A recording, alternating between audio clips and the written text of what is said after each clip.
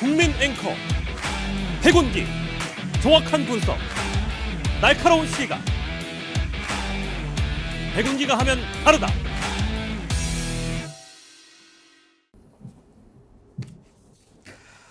여러분 안녕하십니까, 백운기입니다. 어린이날 잘 보내고 계십니까? 오늘은 특집 토론으로 꾸미겠습니다. 윤석열 대통령 1년을 평가해보는 시간을 가져볼 텐데요. 지난 1년 참으로 조마조마하고 아슬아슬했지요. 저는 지난번 윤 대통령이 기자간담회에서 한 말을 듣고 정말 놀랐습니다. 도어 스태핑을 안 하니까 살이 찌더라. 대통령 자리가 살찔 수 있는 자리입니까?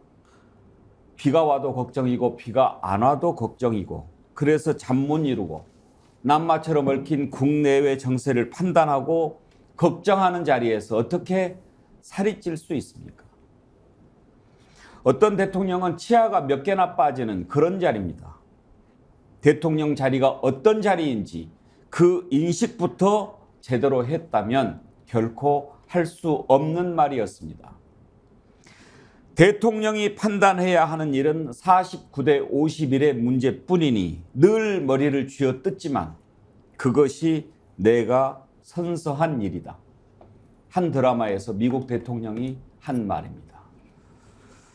백운기의 정치본색, 오늘은 특집 토론으로 함께 하겠습니다. 네 분 패널 나오셨습니다. 김철근 전 국민의힘 당대표 정무실장, 임세은 전 청와대 부대변인, 신인규 변호사, 전규환 스픽스 대표 함께합니다. 어서 오십시오. 네, 안녕하십니까. 정규환 대표, 오늘은 민방위복 안 입으시고 또 이렇게 정장을 하니까 아주 보기 좋습니다. 감사합니다. 저 백운기 정치본색에서 진심이 담긴 토론을 한번 하고 싶었는데 이장님 컨셉을 벗고 직접 실력을 한번 발휘해보라고 PD가 강력하게 요청해서 제가 오늘 이렇게 복장 괜찮습니까? 좋습니다. 감사합니다. 그렇게 하니까 또 민방위복 앞으로 못 입힐 것 같고 그렇습니다만, 오늘 우리가 윤석열 대통령 1년을 좀 평가해 보려고 합니다.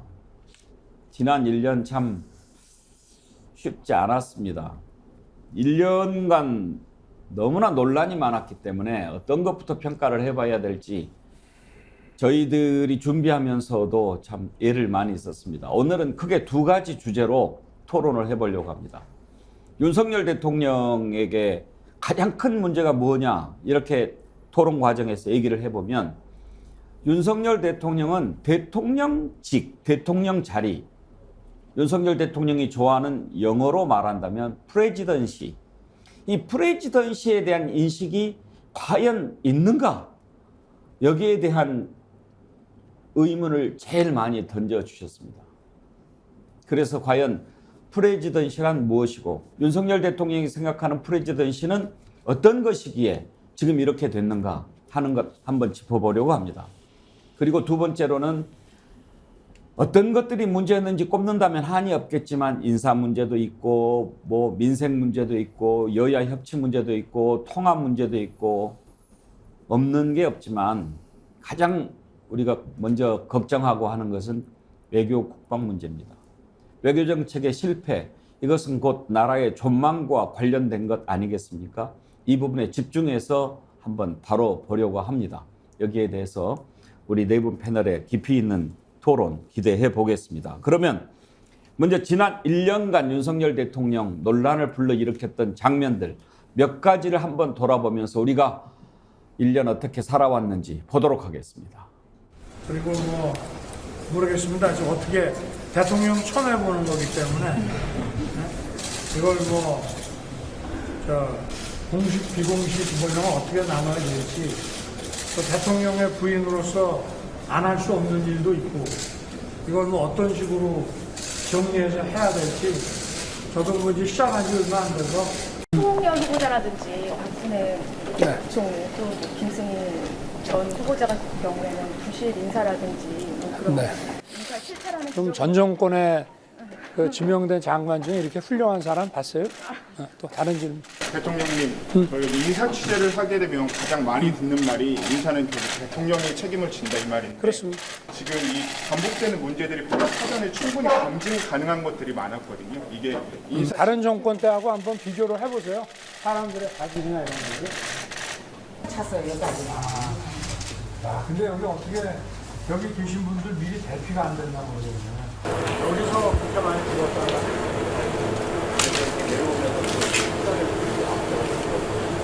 하여튼 여러분들하고 좀 자주 처음에는 취임하고 매일 봤잖아요, 그죠? 근데 안 보니까 좀 섭섭하죠? 근데 나는 살이 찌더라고.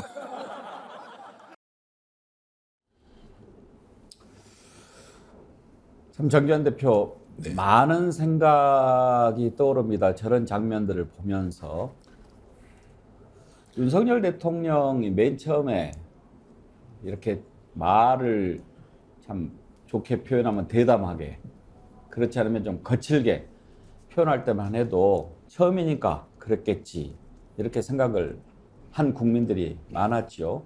그런데 이제 쭉 지나가면서 지금 돌아보면 과연 대통령직이라고 하는 것에 대해서 어떤 생각을 갖고 있는가, 이런 의문이 들지 않습니까? 대통령직에 대한 이전에 사람에 대한 인식을 윤석열이라는 개인이 어떻게 하고 있는지, 저는 조금 전에 저 몇 개 장면을 보면서 인간 윤석열은 자기 아닌 세계에 대해서 어떤 인식을 가지고 있느냐. 그러면 야당에 대한 생각, 그리고 기자에 대한 생각, 그리고 사고 희생자에 대한 생각, 더 크게 보면 이제 국민 전체에 대한 생각, 전 정권에 대한 생각, 이런 것들이 다 녹아 있지 않습니까? 자기 아닌 모든 것은 자기보다 못하다는 인식이 저는 기본적으로 존재한다고 보고요.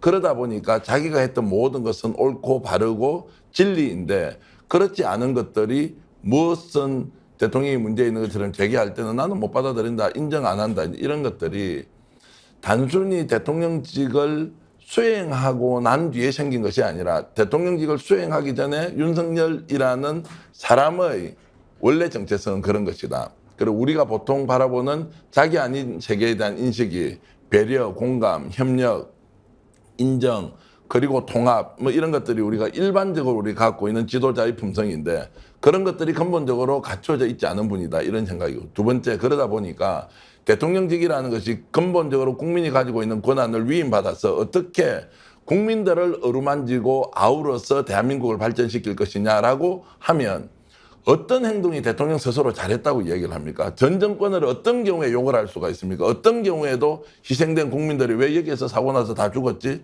이렇게 많은 사람이 죽었단 말이야? 죽었다고 해야 됩니까? 돌아가셨다고 해야 됩니까?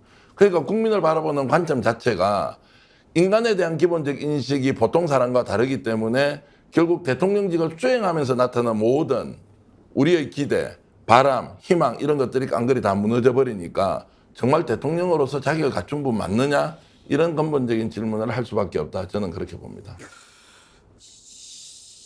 신인규 대변인, 대통령은 권력자이기도 하지만 국민한테 권한을 위임받은 사람 아닙니까?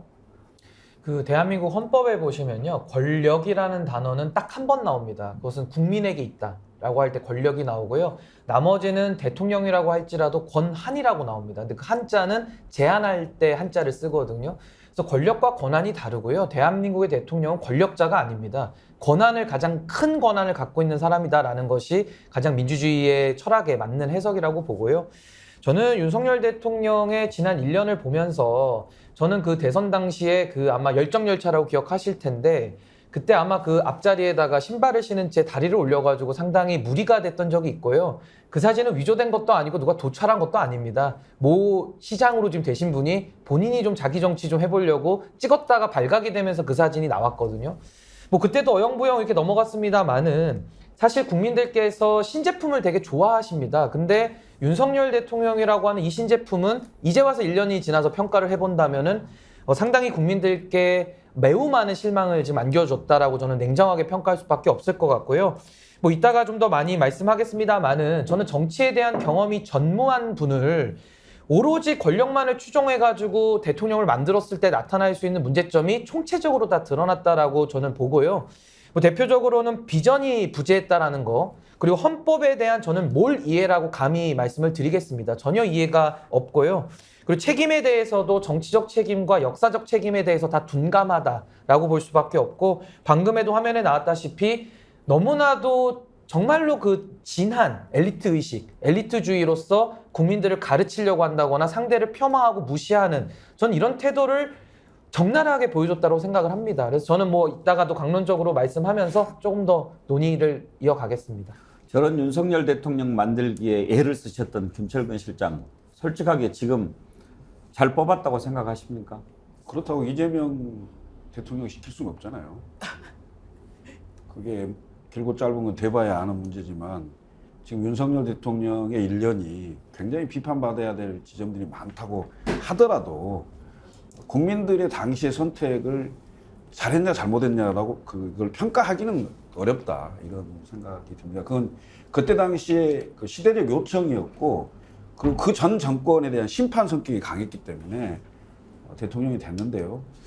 지금 한 1년 됐어요. 제가 대통령실을 굉장히 빨리 방문한 적이 있습니다. 예. 작년 5월 13일 날 대통령 취임 후 3일 지난 예. 이후에 대통령실을 방문을 해서 당시 이준석 대표, 그다음에 박성민 실장, 그다음에 허은하 수석 대변인, 당에서는 저까지 해서 4사람하고, 그다음에 대통령, 정무수석, 그다음에 대변인 이렇게 해서 대통령실에 앉아서 이런저런 많은 얘기를 환담을 한 적이 있습니다. 그래서 저희가 한 30분 공개적으로 환담을 하고 나머지는 대표하고 이제 대통령께서 따로 말씀을 하셨는데 그때가 생각이 납니다. 그때는 그래도 취임한 지 불과 며칠 안 됐기 때문에 많은 기대와 희망을 가지고 있었고 용산으로 옮긴 그 이유, 그다음에 용산이 가지고 있는 지리적 이점 뭐 이런 것들을 많이 설명을 해 주시더라고요. 물론 이제 많은 재미있는 얘기를 섞어서 했기 때문에 기억에 많이 납니다만은 지금 1년이 지난 이후의 상황을 보니까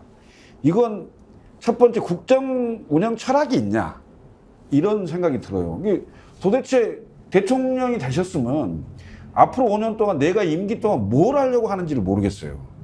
그냥 검찰총장 임기 못 마치고 정치에 들어와서 대통령이 되는 것 그 자체로 목표를 이룬 사람처럼 보인다는 거죠. 근데 그런 느낌이 좀 많이 들었고요. 그다음에 그 직에 대한 국정 철학 문제가 사실은 잘 안 보이기 때문에 과거 본인의 살아오는 과정에서 가장 영향을 많이 미쳤던 시절이 있을 겁니다. 그게 사람은 보통 대부분 20대 초반인데요.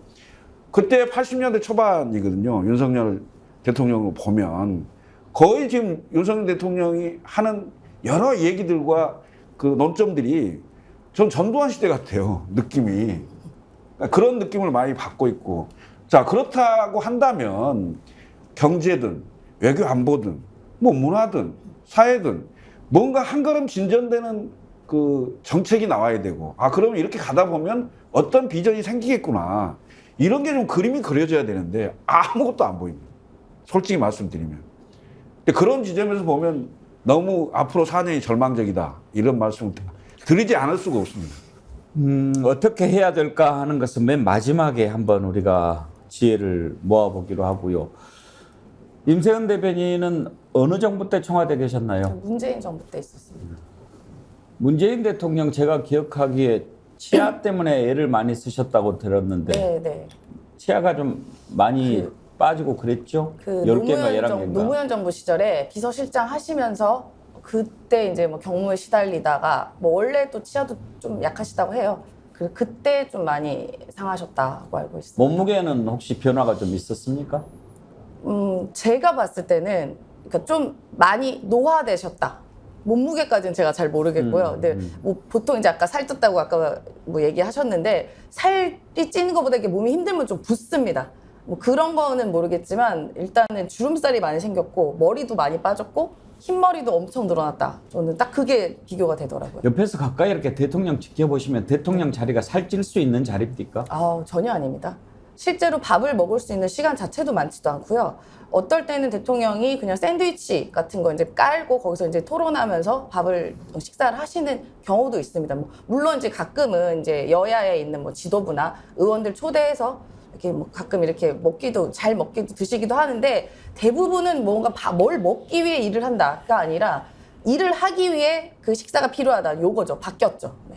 대통령 자리에 대한 인식을 우리가 지금 짚어보고 있는데 윤석열 대통령 도어 스태핑 안 하니까 살찌더라. 그 말 듣고 어떤 생각 드셨습니까? 이게 뭐 사안에 따라서는 뭐 농담처럼 들릴 수도 있고 뭐 위트 있게 들릴 수도 있습니다. 근데 이걸 미리 그 안을 들여다보면은 우리가 임기 초반에 저는 이게 불행의 시작이라고 생각합니다. 제 개인적으로는 그 멀쩡히 잘 있던 청와대를 알 수 없는 이유로 원래는 뭐 광화문으로 옮기겠다라고 검토가 됐다고 해요. 근데 그 당시에 문재인 대통령 시절에도 광화문 대통령 되겠다 해서 한 1년가량 광화문 쪽에 이제 검토를 했었습니다. 근데 물리적으로나 현실적으로 매우 불가능했었고 그래서 결국은 청와대를 들어가는 게 결국은 이제 국민의 삶과 이렇게 여러 가지 불편을 초래하지 않기 때문에 문재인 대통령도 공약 못 지켜서 아쉽지만 이게 가장 최선이다 하고 그 당시 청와대를 다시 들어갔어요. 그런데 지금 윤석열 대통령은 뭐 국민과 소통하는 광화문 대통령이 되겠다라고 말은 그게 공약이지 않았습니까? 그러면 광화문을 검토했을 때 문재인 정부에서 검토했던 여러 사항들을 다 아마 전달했을 거예요. 이런 어려운 점들. 그럼 다 보고 받았고 확인했을 겁니다. 그러면 다시 청와대로 가는 거 고민하거나 아니면 좀 긴 안목으로 갖고 다른 곳을 찾아봐야 되는데 느닷없이 이유도 모르겠는데 갑자기 용산 대통령이 되겠다. 이거는 국민들은 단 한 번도 용산 대통령이 되겠다는 이야기를 들어본 적이 없어요. 근데 어쨌든 무리해서 가겠다라고 의지를 표명해서 국민과 소통하겠다. 국민에게 들어가겠다. 청와대 돌려주겠다 해서 용산으로 갔습니다. 뭐 지금 대략적인 추산으로는 1조 4천억 가량이 들었다고는 합니다. 보도에 의하면. 그런데 그렇게 가서 지금 뭐 했습니까? 도어 스태핑 6개월 동안 중단했어요. 그래서 그 6개월 동안 중단하는 동안 단 한 번도 국민들은 대통령의 직접적인 어딘가 메시지를 들은 적이 없습니다. 그렇다고 기자회견을 하나 이제 1주년 기자회견인데요. 1주년 기자회견 자체도 안 한다고 한 최초의 대통령으로 기록이 됐습니다. 그런데 그 이유가 뭐냐. 1년 동안 자화자찬한 이야기를 하는 건 부적절하다라고 했는데요. 그 자화자찬의 기본 전제가 내가 그동안 잘했다는 게 깔려있는 거 아닙니까? 그런데 또 웃긴 거는요. 자화자찬하지 않겠다고 했습니다. 그런데 최근에 정부가 재산이 있는 그런 입간판이나 이런 멀티라고 하나요?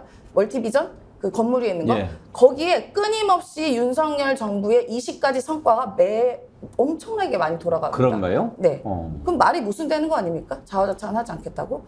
그래서 저는 이 용산 대통령실의 이전이 이 불행의 시작이었고 그때부터 이 윤석열 대통령이 무언가의 장막 안에 쌓여 있는 거 아닌가라는 그런 생각이 듭니다. 5개 광고는 타화타찬이라고 생각하는 모양이죠? 그거 다 정부 예산으로 하는 거고 저희도 그때 제가 홍보수석실 쪽에 있었기 때문에 그 대통령의 성과에 대해서 홍보해야 되는 어느 정도의 그 권한은 있습니다. 네. 임세훈 대변인 말씀을 듣다 보니까요, 정기환 대표. 네네. 대통령직에 대한 인식이 이 양반 좀 문제가 있구나라고 하는 것을 처음 엿볼 수 있는 게 바로 청와대 이전 때였던 것 같아요. 그러니까 지금 돌아보면 대통령은 무엇이든지 할 수 있어. 그리고 국가 예산 내 마음대로 쓸 수 있어. 이렇게 생각했던 것 같아요. 그러니까 무엇이든 할 수 있다는 것은 역량이 출중해서 우리 일반인들이 접근할 수 없는 대단한 실력을 보여주는 것은 나는 자신 있습니다. 열심히 하겠습니다. 국민들께 평가받겠습니다. 이렇게 하는 긍정의 방향이 있고요. 지금 윤석열 대통령이 보여주는 모습은 아니 나 대통령 됐으니까 내가 권한 안에서 내 알아서 하는 거고 그게 원래 권력자가 하는 거 아니야? 야 너희들 다 따라. 나 이렇게 가겠어. 라고 하는 것이 동일시 된다는 느낌. 완전히 다른 것이죠. 그래서 우리는 대통령을 뽑았을 때 이분을 통해서 좀 더 나은 대한민국이 될 것이고 내가 지지하든 지지하지 않든 국민들을 통합해 나갈 것이라고 기대하고 또 저 역시도 상당히 기대를 많이 했고 그래서 용산 이전도 과정상 문제가 있지만 그래도 개방형 대통령이라는 모습을 보이면서 국민과 늘 접촉하고 소통하고 그러면 그 접촉과 소통이란 게 내가 잘한 것을 알리는 것보다 내가 혹시 모르는 걸 국민한테 직접 듣겠다는 거 아닙니까? 그 정반대로 돌아갔죠.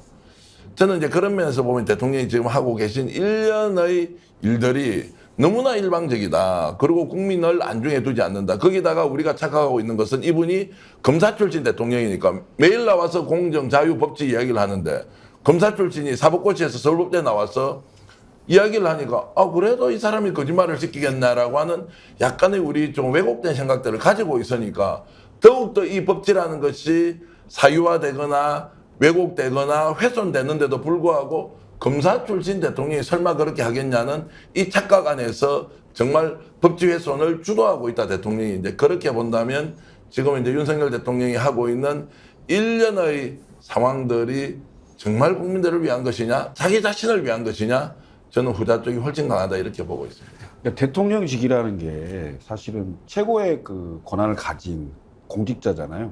최고의 선출직 공직자인데 이 대통령직에 도전하는 사람들이 YS나 DJ 같은 경우는 40년 걸렸고 그리고 민주화 시대의 87년 이후로 많은 직선제 그 대통령들이 나왔지만 그분들이 대략 평균적으로 15년 정도 정치 입문 후 15년 정도의 그 정치적 경험을 갖고 나서 최고의 자리인 대통령 자리에 올랐습니다. 그러니까 그만큼 산전수전 공중전, 그다음에 국민들을 향해서 많은 그 정치적 행위도 해보고 평가도 받아보고 이러면서 이제 성장해왔던 분들이잖아요. 그런데 이 윤석열 대통령은 총장을 그만둔 지 8개월 만에 일약 본인 선거로는 처음이자 마지막 선거에 대통령이 당선이 됩니다.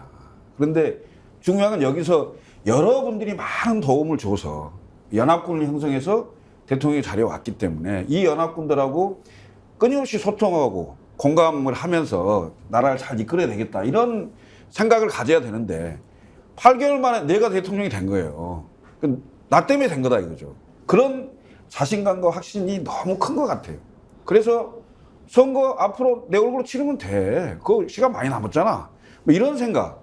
그러면서 결국 당내 우군 세력들도 상당히 많이 이른바 덧셈 정치가 아니고 마이너스 정치로 계속 가면서 집권당 내에서도 결국은 그 폭넓은 세력을 넓히는 정치가 아니고 세력을 좁히고 뺄셈 정치로 가고 결국은 국민들에서도 통합보다는 갈라치기 이런 개념으로 가다 보니 1년 만에 굉장히 여론조사 지표가 알려주잖아요. 근데 여론조사도 못 믿겠다고 하니까 할 말은 없습니다만은 그건 뭐 여론조사에 그대로 나오는 겁니다. 네? 본인들이 잘 나왔을 때는 전광판 보고 잘 안 나오면 전광판 안 보고 그 말은 결국 전광판만 보고 있다는 얘기예요. 오늘 윤석열 대통령 1년 평가를 할 때 말이죠. 너무나 하고 싶은 말들이 많아서 사실 어떤 얘기부터 해야 될지 우리가 좀 헷갈릴 수가 있습니다. 그래서 제가 이렇게 딱딱 가닥을 타드릴 테니까요. 그대로 하십시다. 그렇지 않으면 이게 뭐 아무 말 대잔치는 아니고 일단 지금 프레지던시 대통령직에 대한 인식은 올바른가 하는 걸 가지고 하면서 첫 번째로 왜 이런가 왜 어떤 점들이 그렇게 됐을까를 짚어보면서 첫 번째로 보여준 게 대통령실 이전 부분이니까요. 그쪽으로 다시 좀 돌아가 보겠습니다. 신은기 변호사 혹시 청와대 개방한 이후에 가보신 적 있나요? 청와대 개방한 곳은 제가 가보지는 못했고요. 네. 예, 용산 이전한 데 앞에 가서 구경은 가봤습니다. 네. 아니 뭘 말씀을 드리려고 하냐면 요즘에는 제가 지난번에 기사를 봤는데 청와대 또 구경하기가 쉽지가 않다고 그래요. 왜냐하면 걸핏하면 이제 청와대 가서 또 무슨 행사를 하지 않습니까? 그러면 당초에 그렇게 많은 논란 끝에 청와대를 옮겼는데 지금 와서는 가장 큰 이유 소통도 제대로 안 되고 그리고 청와대 개방하겠다. 준비도 안 됐는데 그냥 취임하자마자 개방해가지고 얼마나 많은 사람들 왔고 그로 인해서 관광 효과라든지 경제적 효과가 얼마나 나올 거라고 막 하지 않았습니까? 근데 지금은 하도 자주 거기에서 행사를 하고 뭐 회의를 하고 그러니까 국민들이 제대로 갈 수가 없잖아요. 이건 약속 위반 아닌가요? 그 지금 뭐 약속 위반이라는 것을 한 단어로 표현하자면은 양두구육 내지는 아니면은 뭐 내로남불 1년짜리 나왔네. 네. 그래서 그 정도로 표현할 수 있을 것 같고 무모함이라는 것은 경험 부족에서 나오는 좀 우리가 뭐 아이들 물가에 내놨다면 상당히 위험하다고 하지 않습니까? 그 경험 부족에 따라서 내지는 초보 운전 같은 거 우리가 상당히 좀 불안하죠. 근데 초보 운전 플러스 또 음주까지 들어가면은 더 불안한 겁니다, 사실은. 그래서 저는 대통령께서 국민들에게 보여줬던 이미지가 무경험으로 비롯되는 무모함, 그게 초보성이고요. 또 하나 이제 술을 좋아하신다는 그런 좀 술에 대한 이미지, 뭐 그게 또 여러 논란이 또 있었죠. 그러니까 이런 것들을 종합해서 봤을 때 국민들에게 어떠한 안정감도 줄 수 없는 이런 상황 속에서 저는 대통령의 그런 프레지던시가 점점 이제 무력화되고 있다. 이렇게 보면 사실상은 대통령의 지지율도 중요합니다만은 대통령이 대통령직에 대한 이해가 부족함으로써 어떠한 대통령으로서 역할을 할 수 없다라는 것이 저는 더 큰 문제라고 봅니다. 왜냐하면 내각제 국가에서야 뭐 총리 교체가 있습니다만 대통령제는 5년 동안 임기가 보장돼 있거든요. 그래서 전 참 그 부분이 우려스러운데 저는 지금 용산 이전과 관련해서는 이 말씀만 드리고 싶은데요. 처음에 도어 스태핑을 했을 때 많은 논란이 있었습니다. 저는 대통령의 언어가 그렇게 잦게 나오는 것은 전 반대합니다. 왜냐면 언어가 좀 무게감을 가져야 된다고 생각하기 때문인데요. 당시 도어 스태핑의 취지가 국민과 소통을 강화하겠다는 거 아니겠습니까? 저는 어디 뭐 리더십 강의 가면 늘 배우는 건데요. 소통의 출발은 잘 듣는 거라고 합니다. 근데 지금 우리 대통령께서는 전혀 듣지 않아요. 근데 저는 과거에 선대위의 그 시절을 회상해 봤을 때 그때 청년보좌역들 모아놓고 대통령께서 가운데 앉으셔가지고 막 얘기를 들으셨거든요. 그러다가 전격적으로 선대위 해체라는 초강수를 둬가지고 다시 그때 지지율 회복에 그 반전의 모멘텀을 삼았거든요. 그러니까 저는 대통령께서 자기만만 하는 거 이거 참 문제라고 보고 과거에는 그래도 듣는 신용이라도 하면서 정책적 반영이 있었는데 지금은 이제 자기가 하고 싶은 대로만 국정 운영을 지금 고집적으로 하고 있기 때문에 전 이런 문제들을 통해서 앞으로 남은 4년은 어떻게 이게 대통령과 국민들이 소통하며 나아가야 되는지 참 난감하다. 저 이런 말씀 드리고 싶습니다. 따져야 될 게 너무 많으니까 짧게 하고 갑시다. 대통령직에 대한 인식도 그렇지만 대통령 부인에 대한 직에 대한 인식도 한번 짚어봐야 합니다. 지금 사실 김건희 여사 부부는 후보 시절부터 논란이 많지 않았습니까? 그래서 본인이 머리를 조아리면서 만약에 대통령이 되면 저는 그냥 내조에만 충실하겠습니다. 그런 약속을 했는데 지금은 설명 하나 없이 일부에서는 권력 서열 1위라는 비아냥까지 나올 정도로 됐습니다. 대통령 배우자에 대한 인식, 임세은 대변인. 네. 이것도 지금 뭔가가 좀 정리가 좀 돼야 되지 않습니까? 아예 지금 비정상적인 상황이죠. 그리고 사실상 그 후보 시절에 김건희 여사 관련해서 여러 가지 논란과 뭐 학력 조작이라던가 경력 조작 이거는 본인이 직접 얘기하신 거니까 그 부분에 대해서 국민적인 비호감이 엄청나게 많았습니다. 그래서 그때 뭐 하셨나 나오셔서 거의 울듯이 나와서 난 아내만 충실하겠다.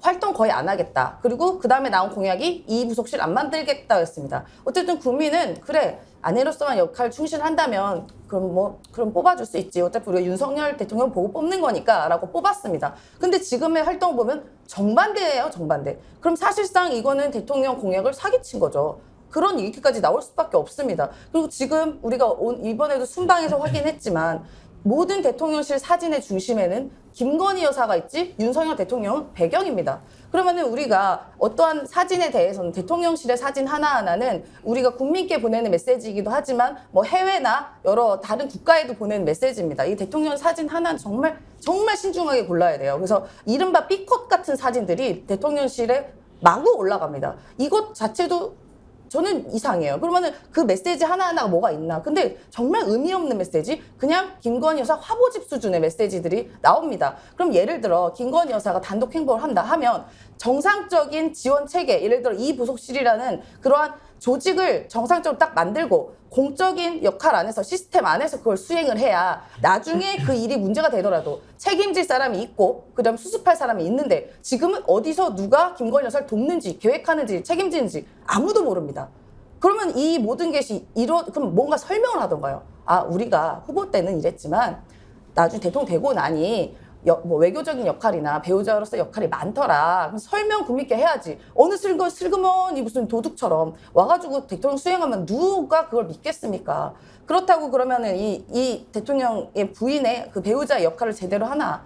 그것도 아니지 않습니까? 사실상 지금 뭐 천공 논란이라던가 이른바 저는 이거 깜짝 놀랐는데요. V2, V1 이걸 파일에 어떻게 V라는 걸 두 개를 씁니까? 대통령은 한 명이에요. 우리가 김건희 여사를 보고 뽑지를 않았습니다. 그러니까 저는 이 모든 자체가 뭐 더 따지려면 더 많은데 하나하나 모든 행보가 너무 비정상적이다. 그러니까 저는 이 지금 대통령실의 조직이 과연 정상적으로 굴러가는 건가? 정말 소위 말하면 사실상의 권력자는 김건희 여사가 맞는가에 대한 의구심을 품지 않을 수가 없습니다. 김철근 실장, 결국은 배우자의 이 역할 논란도 따지고 보면 윤석열 대통령의 대통령직에 대한 인식의 어떤 왜곡에서 비롯됐다고 볼 수 있는 거 아닙니까? 그런 지점들이 있고요. 그다음에 이제 이른바 대통령 부인 여사에 대한 우리 국민들의 인식이 크게 보면 한 두 가지 종류로 좀 정리되어 있습니다. 예를 들면 소외된 계층과 어려운 사람들을 많이 찾아다녔던 유경수 여사 네. 스타일이라든지 아니면 대통령하고 정치적 동지였던 이호 여사 스타일이라든지 이렇게 좀 분명하게 이미지를 가지고 국민들에게 어떤 역할을 할 수 있고 그다음에 그것은 결국 공적인 예산과 인원을 들여서 거기에서 집행할 수 있도록 제2부속실이 있었던 거고요. 그렇다면 우리 김건희 여사에 대해서 대통령 선거운동 기간 중에 약속한 게 있을 거 아니에요? 그 약속한 거에 대해서는 기본적으로 그것을 뛰어넘는 뭔가를 하려면 설명이 필요합니다. 일단 설명이 필요하고요. 두 번째, 과거에 어떤 그 영부인들처럼 하려면 공식적인 인원과 예산을 배정받아야 됩니다. 그래야 투명합니다. 지금 그 김건희 여사가 국내에서도 여러 활동을 하고 외국에 순방 나갈 때 반드시 같이 나가서 또 독자적인 일정을 만들고 이런 거 전부 국가 예산이 수반되는 겁니다. 예산과 인원이 수반되는 거예요. 그럼 어디서 예산을 가져오며 또 어떤 사람이 가서 보좌를 하는 건지 너무 불투명하지 않습니까? 이런 지점들은 국민들에 대한 설득과 설명과 그다음에 확실한 투명성이 보장돼야 된다. 그리고 가능하면 초심을 지켜야죠. 대통령 그 선거 기간 중에 했던 약속을 지켜야 되는데 저는 그 김건희 여사께서 이렇게 자주 방송에 그리고 또 야당 비판의 대상이 되는 건 민주당 좋을 일입니다. 집권 여당으로서는 전혀 도움이 안 되는 일입니다. 저 이거 한 말씀만 보태서 드리자면 저는 김건희 여사에 관련된 약속을 안 지켰다 내지는 사진 저 이런 논란은 상당히 부수적이라고 보고요. 저는 김건희 여사 관련한 지금 논란의 핵심은 전 이거 헌법 위반적이라고 봅니다. 그러니까 왜 헌법 위반이냐면은 대통령은 윤석열 대통령을 우리 전 국민이 선출을 했거든요. 근데 만약에 선출된 권력이 권력자의 역할을 하는 것이 아니라 다른 보이지 않는 손의 권력이 작동하고 있다면 그 헌법 위반인 거죠. 근데 저는 김건희 여사의 이런 권력 사유화 문제를 간단하게 볼 수가 없는 것이요. 박근혜 전 대통령 우리가 안타까운 탄핵의 역사가 있지 않습니까? 당시에 그 비선이 누구였습니까? 박근혜 대통령 미혼이셨기 때문에 가장 가깝다고 하는 뭐 동반자 같은 그런 관계로서 최순실 씨가 연설문 고쳐준 것부터 시작이 돼가지고 평창올림픽 뭐 소위 말해 해먹은 거 가지고서 다 논란이 됐던 거거든요. 뭐 인사전행은 말할 것도 없고요. 그럼 지금은 과연 그런 일이 없느냐를 좀 따져봐야 돼서 제가 심각하다는 것인데 한번 살펴볼게요.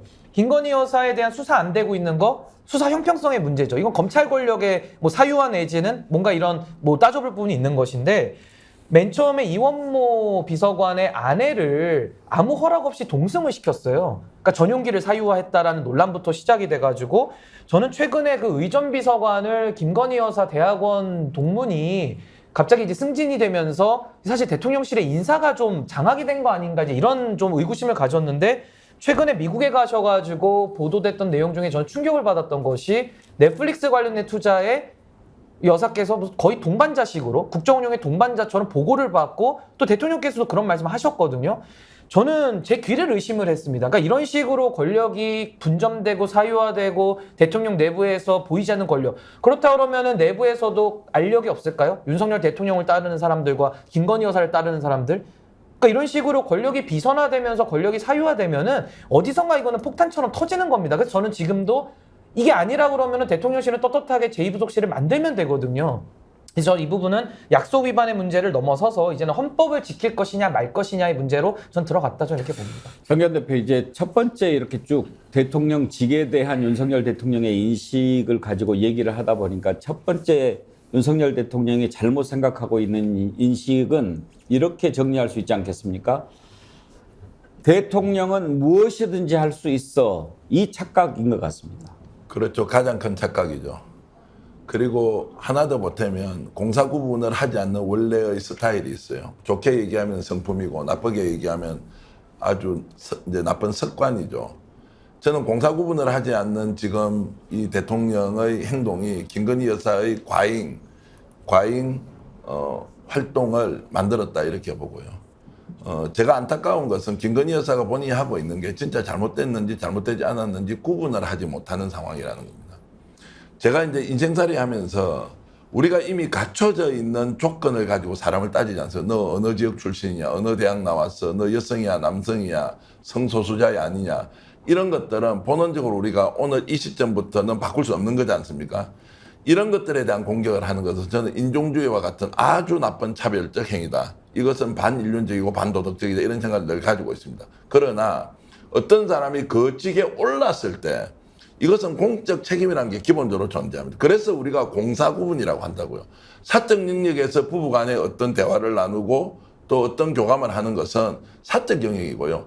이미 대통령직이라고 하는 것은 그것이 결정되는 순간부터는 공적 지위가 존재하고 거기에 대한 국민들의 평가가 있는 것이고, 간혹 1년에 한두 번 토크 프로그램에 나와서 잘 지냅니까? 아, 예, 우리 뭐 강아지는 이렇게 키우고 이럽니다. 이런 것들은 국민들한테 흥미를 주고 관심을 더 자아내게 하니까 좋은 부분이지만 99%는 공적 영역에서 국민으로부터 판단을 받아야 합니다. 내가 아무리 믿고 신뢰하는 배우자라 할지라도 그 배우자가 공적 영역에서 직에 어긋나는 행위를 하면 하지 않아야 합니다. 않아야 합니다. 이것을 할 수 있고 하지 못하고 하는 것이 아닙니다. 그래서 대통령의 배우자가 해야 될 일을 규정도 하고 있고 제2부속실을 두고 있는 거 아니에요. 이건 이제 깡그리 무시하죠. 그러면서 국민들한테 했던 약속 지키지 않죠. 그런데 더 당당하게 옆에서 부축입니다. 여사님은 외국에 나가서 국위를 선양하기 위해서 더욱더 적극적으로 해야 된다는, 좀 심하게 얘기하면 비정상 무속인의 말을 듣고 마치 그것이 맞는 것이냐 이렇게 훈련되어 있는 정치인들이 부축입니다. 아, 여사님 그렇게 할 수 있는 거 아니냐고. 할 수 있지. 그건 사적 영역에서. 공적 영역에서는 어떤 경우에도 그렇게 해서는 안 돼요. 왜냐하면 국위에 도움이 안 되고 대통령직 수행에 도움이 안 되고 국민들을 분열시키기 때문입니다. 그래서 더욱더 배우자의 활동이 중요함에도 불구하고 공사구분하다고 막 가지 않습니까? 그래서 저는 이제 이런 부분을 어떤 식으로든 비판하는 수준을 좀 넘어서 있어야 된다. 이것을 어떻게 우리 국민들이 평가하고 또 여기에 대해서 책임을 물을 것인지를 지금은 좀 고민할 시점이 점점점 다가오고 있다. 이렇게 저는 봅니다. 공사 구분을 얘기하시니까 그런 부분에서 가장 문제가 됐던 것은 인사일 것입니다. 인사 관련된 논란을 짚어볼 텐데 그 전에 프레지던시에 관해서 한 가지만 더 짚어보고 싶은 부분이 있습니다. 지금 네 분 말씀을 들어보면 가장 잘못된 인식이 대통령 자리가 내가 마음대로 할 수 있는 자리다, 이런 착각을 하고 있는 것 하나, 또 하나 잘못은 무오류의 어떤, 이걸 신화라고 해야 되나요? 이런 것에 좀 빠져 있는 것 같아요. 독단, 독선, 그런 표현으로 대체할 수도 있을 것 같은데, 김철구 실장, 내가 하는 것은 다 옳아, 나는 잘못을 할 수가 없어, 이런 것들이 그동안 1년 동안 보여줬던 여러 가지 행동들에서 보이지 않았습니까? 사과하는 게 없잖아요. 사과가 없어요. 네. 그리고 그 국정 운영에 무한 책임을 지는 자리가 대통령 자리입니다. 그게 본인의 정치적, 도의적, 법적 모든 책임을 져야 되는 것이거든요. 그다음에 심지어는 정서적으로도 국민과 소통하고 공감을 하면서 어떤 사고나 사건이 났을 때 당연히 사과해야죠, 대통령으로서. 아, 옛날에 왕은요, 비 안 오면 기부제도 지냈어요. 그 왕 때문에 비가 안 오겠어요? 그만큼 무한 책임을 지는 자리에서 공감과 소통 능력을 가지고 본인이 해야 될 처신, 책임, 이걸 충분히 해도 그런 대통령을 더 좋아합니다, 국민은. 그런데 이분이 평생 검사만 하고 고개를 안 숙여본 직업만 있어서 그런지 모르겠으나 단 선거 한 번 했잖아요. 그것도 당선이 됐는데 선거에 여러 번 떨어지고 그전 대통령들처럼 한 뭐 대통령 가기 위해서 수많은 세월을, 인고의 세월을 겪었다면 지금 이런 방식으로 대처하겠습니까? 저는 아니라고 보거든요. 이건 수평적 사고가 굉장히 결여되어 있는 그런 개념이다, 이렇게 볼 수밖에 없다고. 임세은 대변인, 네. 뭐 열거하자면 한이 없습니다만 나는 잘못이 있을 수가 없어, 네. 그렇게 생각하는 것 같지 않습니까? 네, 그렇습니다. 그리고 살아왔던 시간들이 이제 구수라는 공부만 하는 시간 바로 다음은 검찰, 누군가를 조사하고 피의자 아니면 피의자 아닌 것, 딱 이분법적인 사고로 그동안 쭉 살아왔어요. 그리고 저는 이게 매우 무서움의 시작이다 생각하는데, 박근혜 대통령 시절인가, 검사에 나왔을 때 나는 사람에게 충성하지 않으면 사실상 그걸로 스타가 된 건데, 이게 굉장히 무서운 말이었다는 것을 최근에 깨닫습니다. 그러니까 사람에게 충성하지 않고 검찰 조직에 충성한다는 거 아닙니까? 그럼 이른바 검찰 조직은 뭐냐? 내가 몸담았던 곳, 내가 여기서 판단했던 곳, 내가 아무도 사과하지 않고 내가 내 판단이 무조건 맞다고 생각하는 곳, 그곳입니다. 그리고 내가 옳다고 하면 다른 사람들, 그 사람들만이 내가 충성한다. 저는 그렇게 판단이 돼요. 그러니까 최근에 대통령실의 인사를 보면 바른 말하는 사람이 없습니다. 그러다 보니 대통령이 좀 잘못할 수는 있어요. 아무리 바이든이 날리면을 해도 그러면 이거 실수했다고 하시고 사과하십시오라고 말하는 사람이 없고 오히려 자세히 다시 들어보십시오. 날리면입니다. 라고 하는 충신이라고 하겠습니다만 주변에 있다 보니 대통령이 나는 메시아야. 내가 하는 건 항상 옳아. 내 결정은 항상 맞아라는 그런 무오류 인식이 빠진 거라고 저는 생각합니다. 그러다 보니 이제 본인이 하는 결정들, 예를 들어 외교 관계라던가 그다음에 경제, 그다음에 뭐 지난 야당에 대한 것들, 이 모든 것들이 나는 내가 한 게 맞고 물어보면 대통령님 맞아요. 라는 그런 사람만 드글드글 하다 보니까 뭐 나를 성찰하고 반성하는 사람도 아닌데 심지어 그런 사람도 있다 보니 이제 약간 쓴소리하는 사람이 있어. 너 뭐야? 내 말에 반대했어? 너는 나한테 충성하지 않아. 너는 우리 조직을 충성하지 않는 사람이야. 가. 이런 문화가 이미 돼버린 것 같다. 대통령실도. 그래서 매우 그 대통령실에 있는 직원들의 얘기로는 이제 모두 무기력하다고 하더라고요. 무오류 본인은 뭐 아무 잘못이 있을 수 없다 이렇게 생각하는 것은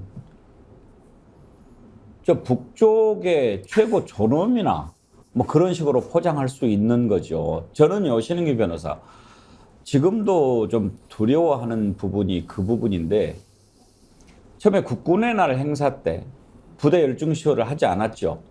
그래서 그건 이제 많이 논란이 됐는데, 그 다음에 해군사관학교 졸업식인가? 거기에 갔는데 또 안 해요. 저는 그때 정말 걱정을 많이 했어요. 왜 안 했을까? 이번에도 잊어버렸을까? 만약에 그랬다면 좀 정말 더 세심해야 되겠다 이런 생각을 했는데 이 다음 한번 좀 보려고 해요. 왜냐? 만약에 일부러 그때 하지 않았다면 이건 저는 그냥 넘어갈 수 없는 문제라고 생각합니다. 부대 열중시효 나 잊어버렸는데 그때는 잊어버렸을 거예요. 내가 틀릴 수 없어. 내가 만약에 부대 열중시효를 안 하면 부대 열중시효를 없애면 되잖아. 그리고 이제 너네들이 밑에서 부대 열중시효 하면 되잖아. 그걸 꼭 내가 해야 돼. 이렇게 생각하면 오랫동안 내려왔던 제의식이 바뀌어야 됩니다. 나는 이 다음 군대 행사 참석하면 어떻게 할 것인지 지켜볼 것입니다. 뭐 그런 부분도 있고요. 저는 좀 더 본질적으로 보고 싶은데 이게 이제 인치냐 법치냐가 오래된 논쟁 아닙니까? 이미 다 끝났죠. 인치에 대한 논쟁은 이제 다 법치입니다. 룰 오브 로우 아니겠습니까? 근데 윤석열 대통령은 누구보다 헌법에 대해서 강조를 하시는데 인치를 하고 있단 말입니다. 그러니까 이게 저도 논리적으로 잘 연결이 안 되는 게 하나가 있고요. 말씀하신 그런 뭐 관례나 이런 걸 무시하는 것도 있습니다만은 저는 본질적으로 문제가 이 기준이 그러니까 무오류의 착각에 빠져 있다 보니까 선택적 기준의 오류에 빠져 있습니다. 제가 말을 만들어 왔는데 선택적 기준의 오류가 뭐냐면은 두 가지 예를 제가 들면요. 첫 번째 사례는 박근혜 전 대통령의 당무 개입으로 인한 공천 개입 사건에 대해서 징역 2년을 선고받았습니다. 당시에 수사검사와 기소검사가 윤석열, 한동훈입니다. 당시에. 근데 이분들이 뭐 한동훈 장관은 일단 논의를 하더라도 윤석열 대통령께서 당시에 공천 개입을 처벌까지 해달라고 했던 검사라면 본인이 지금 대통령의 자리에 온 거 아닙니까? 그럼 역할이 공수교도가 됐을 때 공천 개입에 공짜만 들어도 이분이 놀라셔야 됩니다. 근데 지금은요, 놀래는 정도가 아니라 막 태용 의원의 녹취록도 나오고 여러 가지 지금 논란이 이건 뭐 당무 개입이 이제 다 기정사실화됐고 대통령실만 지금 부인하는 약간 이런 우스꽝스러운 모습이 됐고 이게 선택적 기준에 오르고 또 하나는 이 사법농단이라는 것도 당시에 강제동원 판결에 대해서 양승태 대법원장이 외교부 입장 들으면서 뭐 상고법원 뭐 교류했다 이런 거거든요. 그때 이거 기소해서 처벌한 사람도 윤석열 사단입니다. 근데 이분들이 집권을 해가지고는 대법원에서 확정된 판결까지도 무력화시키면서 자기 맘대로 하거든요. 그러면 양승태 대법원장이나 당시 박근혜 대통령이나 뭐 최순실이나 이런 분들은 얼마나 억울할까라는 생각이 드는 겁니다. 그러니까 이분들은 선택적 기준의 오류의 피해자고 즉 본인들은 선택적 오류의 기준에 수혜를 보고 있는 거거든요.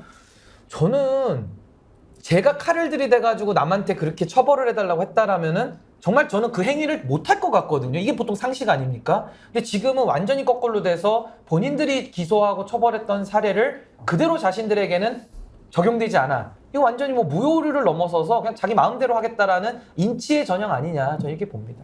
무오류의 착각에 빠지면 정기환 대표 가장 무서운 게 교만 아닙니까?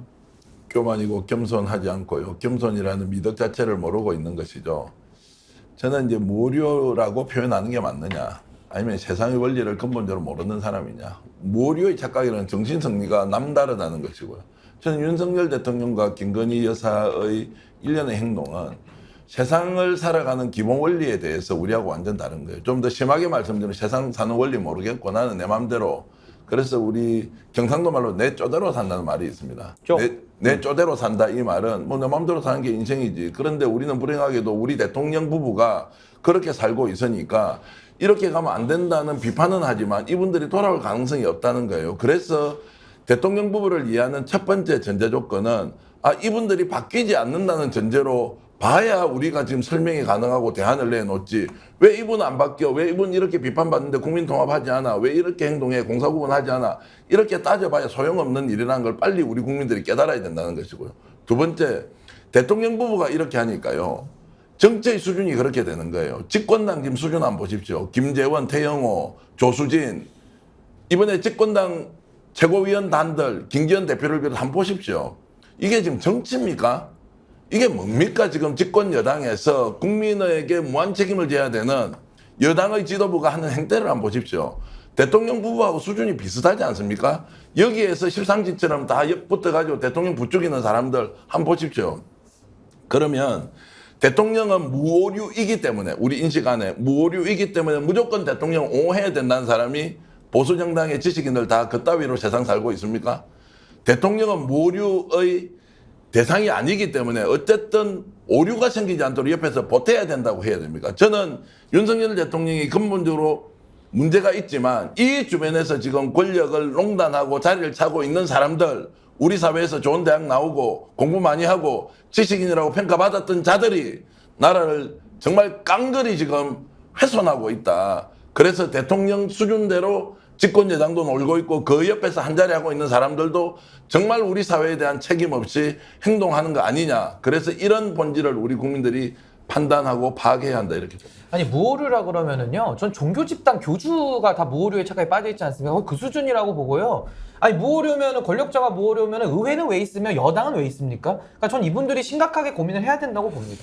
돌아올 가능성이 없다. 정의원 대표 그 말씀을 들었다 보니까 토론이 끝나기도 전부터 가슴이 좀 답답해지고 먹먹해집니다. 전 시작 전부터 답답했습니다.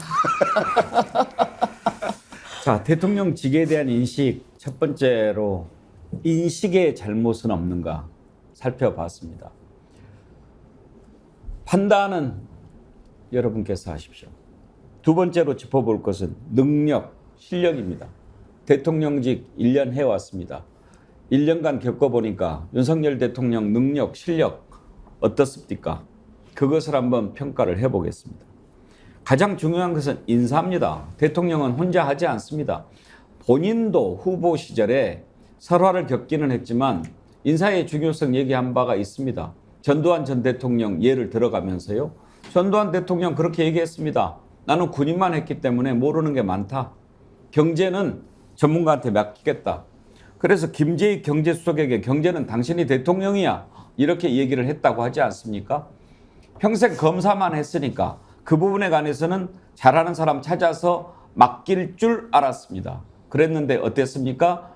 맨 처음 내각을 구성할 때부터 친구, 또 검사, 또 김건희 여사에 관련된 사람들, 극우 유튜버 이런 사람들로 채우지 않았습니까? 열거하자면 한이 없습니다. 박순애 교육부 장관, 김인철 교육부 장관, 또 보건복지부 장관 누구죠? 정호영. 김철근 실장 그때부터 걱정하는 목소리들이 나왔는데 듣질 않더라고요. 근데 인사가 만사라고 하지 않습니까? 그러면 인사는 대통령이 됐기 때문에 각 분야의 드림팀을 짜야 되죠. 그러니까 대통령 선거 때 자기를 도왔냐 안 도왔냐는 나중 문제입니다. 그 분야의 전문가를 모시려고 노력을 해야 되고 그 전문가에게 권한을 줘야 됩니다. 권한을 주고 책임을 물어야 되는 거 아니겠습니까? 그런데 지금 윤석열 정부의 장관들 이름도 일단 잘 모르겠어요. 장관이 나와서 무슨 정책을 발표하거나 비전을 제시한 예가 거의 없고요. 그다음에 대통령실에서 뭔가를 발표를 하는데 그게 국민들한테는 전혀 다가오지 않는 이런 거고요. 기본적으로 인사 문제를 말씀하셨는데 인사라는 게 결국은 사적으로 인연이 있던 사람들, 그다음에 검찰에 있을 때 가까웠던 사람들, 그다음에 여사하고 또 평소에 쭉 선거 때부터 이렇게 지내왔던 분들, 이런 분들의 어떤 다수가 좀 차지하는 이런 구조고요.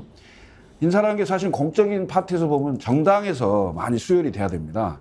과거에 그 집권당의 많은 사람들이 대통령실도 가고 산하기관이나 여러 단체에도 갔던 이유가 국정 철학을 공유하고 있다라는 거고, 그 국정 철학에 공유하는 가장 큰 저수지는 정당이거든요. 근데 이번에는 정당에서 수혈될 인사가 거의 없었습니다.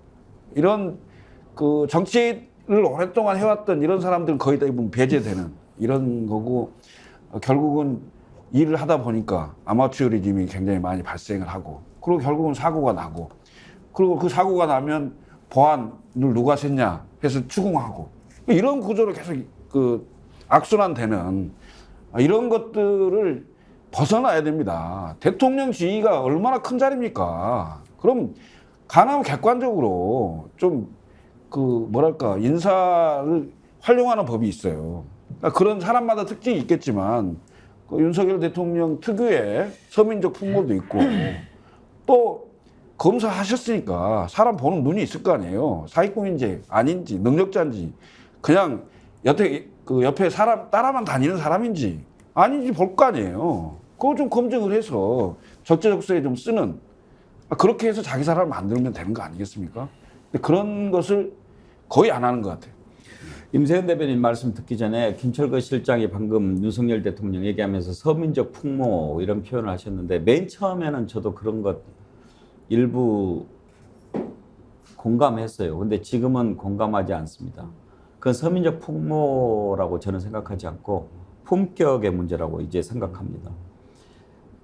대통령은 우리나라를 대표해서 외국에 나가서 대한민국의 대통령으로 일을 하지 않습니까? 그러면 대한민국의 품격, 국격을 대신해서 보여주는 사람인데 서민적인 풍모하고는 좀 구별을 해야 되지 않을까? 예, 뭐 동의합니다. 예. 임세현 대변인은 윤석열 대통령의 인사와 관련해서 어떤 부분을 가장 주목해서 보셨습니까? 저는 이렇게 문재인 정부에서도 간혹 실패한 인사도 간혹 있긴 했습니다. 근데 저는 이렇게 총체적으로 이렇게 모아놔 놓는 것도 쉽지도 않겠다라는 생각이 듭니다. 일단 대통령 다음에 있는 권한이 있는 총리죠. 저 총리, 일단 한덕수 총리 앉혔습니다. 근데 한덕수 총리가 본인이 총리임에도 불구하고 어떠한 책임의식도 없고 나몰라라 합니다. 그러니까 우리가 오죽하면 신문총리다라고 이야기를 합니까? 본인도 어떠한 사안에 대해서 가장 빨리 보고를 받아야 되는 사람 중 한 명이 신문 보고 알았습니다. 너무 무책임하죠. 그리고 저는 이게 너무 기억이 나는데요. 대통령을 무조건 옹호하는 사람밖에 없습니다. 예를 들면 비 오는 날에 그때 이제 한참 여름에 홍수 있었을 때 그때 이제 퇴근하고 아크로비스타로 이제 퇴근을 하는 길에 대통령이 나도 오다 보니까 서초동에도 물이 많이 차 있더라라고 정말 남의 일 얘기했대요. 근데 그때 수해로 많은 분들이 돌아가신 분도 있고 재산을 잃었습니다. 그런데 그 다음날 김대기 실장이라고 뭐라고 하냐.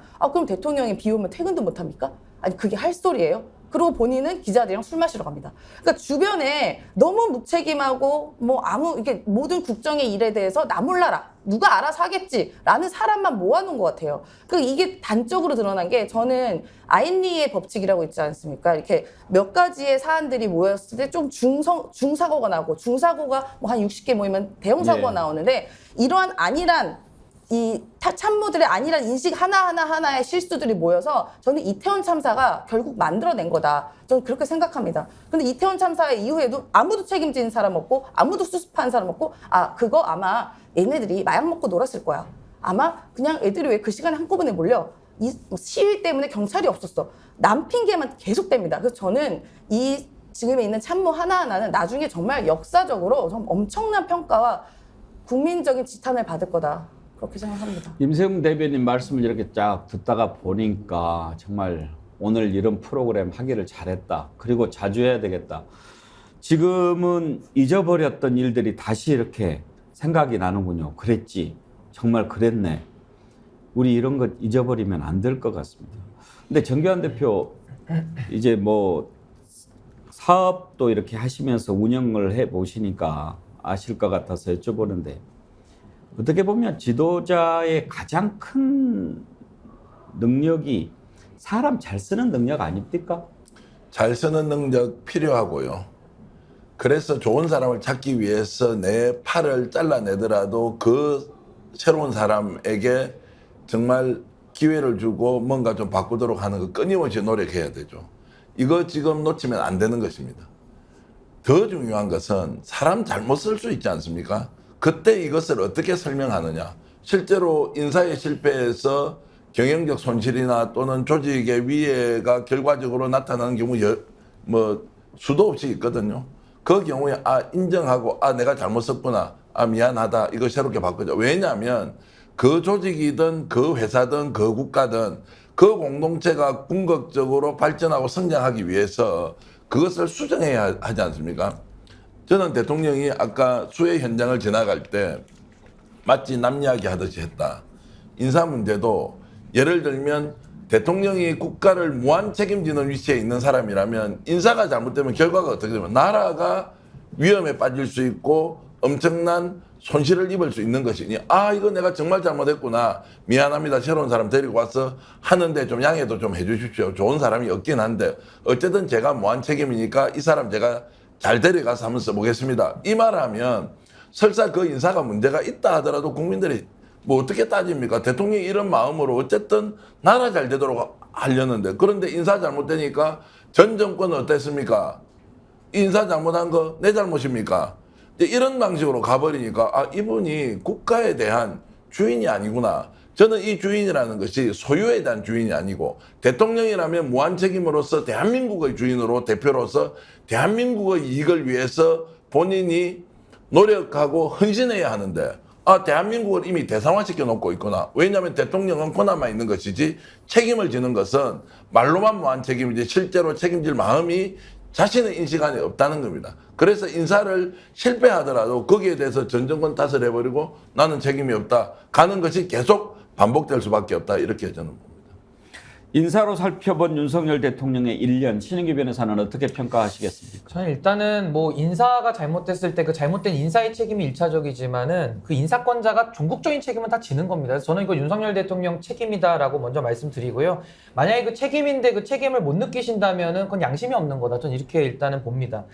저는 가장 유능한 지도자를 우리 뽑는 건 아닌데요. 민주주의가 가장 무능한 지도자를 뽑아서는 또 안 됩니다. 그러니까 최대한의 우리가 좋은 사람을 그나마 뽑으려 노력하는 것인데 저는 최근에 이제 능력적인 이야기를 나누고 있으니까요. 전 윤석열 대통령의 능력을 1년간을 평가해 본 걸로만 제가 평가한다면 저는 구청장을 시켜도 그 구를 잘 했을 거라고 생각이 안 듭니다. 이 냉정한 평가입니다. 왜 그러냐면은 일단 사람 보는 눈이 없어요. 근데 사람 보는 눈이 없는데 이게 이제 실력이 없는 거거든요. 근데 실력이 없다라는 게 전 단적인 예가 정무 감각이 제로인 분들만 다 갖다 놨습니다. 제로 콜라를 드셨잖아요. 다 제로인 사람들만 갖다 놨는데 제가 명단을 한번 읽어볼게요. 한덕수, 이상민, 한동훈, 이진복, 강승규, 박진, 김태효, 김대기 생각나는 사람만 뽑은 겁니다. 여당 한번 볼까요? 장재원, 박수영, 유상범, 태용호, 박성중, 조수진 뭐 이제 정강훈까지 나오니까 뭐 할 말 다 했죠. 여당도 윤석열 대통령이 인사했습니까? 뭐 거의 뭐 당정 일체론을 했기 때문에 이거 책임을 같이 져야 되는데요. 저는 정부 여당에서 지금 가장 유능한 사람이 김병민 최고위원으로 지금 보고 있으니 지금 이 수준이 어느 정도로 떨어졌는지를 반성해야 된다는 말씀드리고 두 번째는 이 상사, 인사권자가 무능하면 이제 어떤 일이 생기냐면요. 간신들이 판칩니다. 왜냐면 갖고 놀기 좋거든요. 그게 바지사장 세우는 거 아닙니까? 그리고 만약에 상사가 무능하면 어떤 일이 일어나느냐. 공직사회는요. 정무직을 빼면 1급부터 9급까지 있지 않습니까? 공직사회가 사실상 대한민국 이끄는 겁니다. 그 시스템이거든요. 위에 정무직이 무능하니까 밑에 있는 공무원들은 일할 필요가 없어요. 그냥 과거 있는 안 다져다가 그냥 눈 가림만 하면 됩니다. 그리고 자기 인사이동하면 돼요. 그 승진하면 됩니다. 이러니 나라가 제대로 되겠습니까? 저는 이 상사 무능이 이런 문제고 세 번째는 무능하면 겸손하면 어느 정도 갈 수 있거든요. 근데 무능한데 과도한 자기확신에 빠지면은 이게 과거에 뭐 맞는 비유인지는 모르지만 그 MB 대통령 시절에 내가 해봐서 아는데라는 말이 유행했어요. 그래서 그때 뻥튀기 장사 만나도 내가 뻥튀기도 해봐서 아는데 어디 가도 내가 배를 만들어봐서 아는데 대통령이 해봐서 알고 다 얘기를 59분을 하시면요. 밑에 있는 참모들은 왜 있습니까? 그냥 대통령 혼자 다 하시지. 그러니까 저는 이 과도한 자기확신도 문제고 그래서 마지막으로 결국에 그 여당의 수준이나 정부 여당의 수준이 지금 너무 참담한 겁니다. 그러니까 전 인사라는 거를 늘 말할 때 어느 원포인트 인사로 누굴 바꿔서 인사 쇄신을 하지 않습니까? 저는 윤석열 정부 1년 인사 쓰는 걸 보니까요. 이건 인사 쇄신으로 할 수 있는 지경이 아니에요. 전반적인 다 문제이기 때문에 그렇다면 저는 대통령께서 인사하셨잖아요. 전 인사권자의 문제로 이제 물을 수밖에 없는 겁니다. 이건 명백하게 윤석열 대통령의 책임이다. 저는 이렇게 말씀드립니다.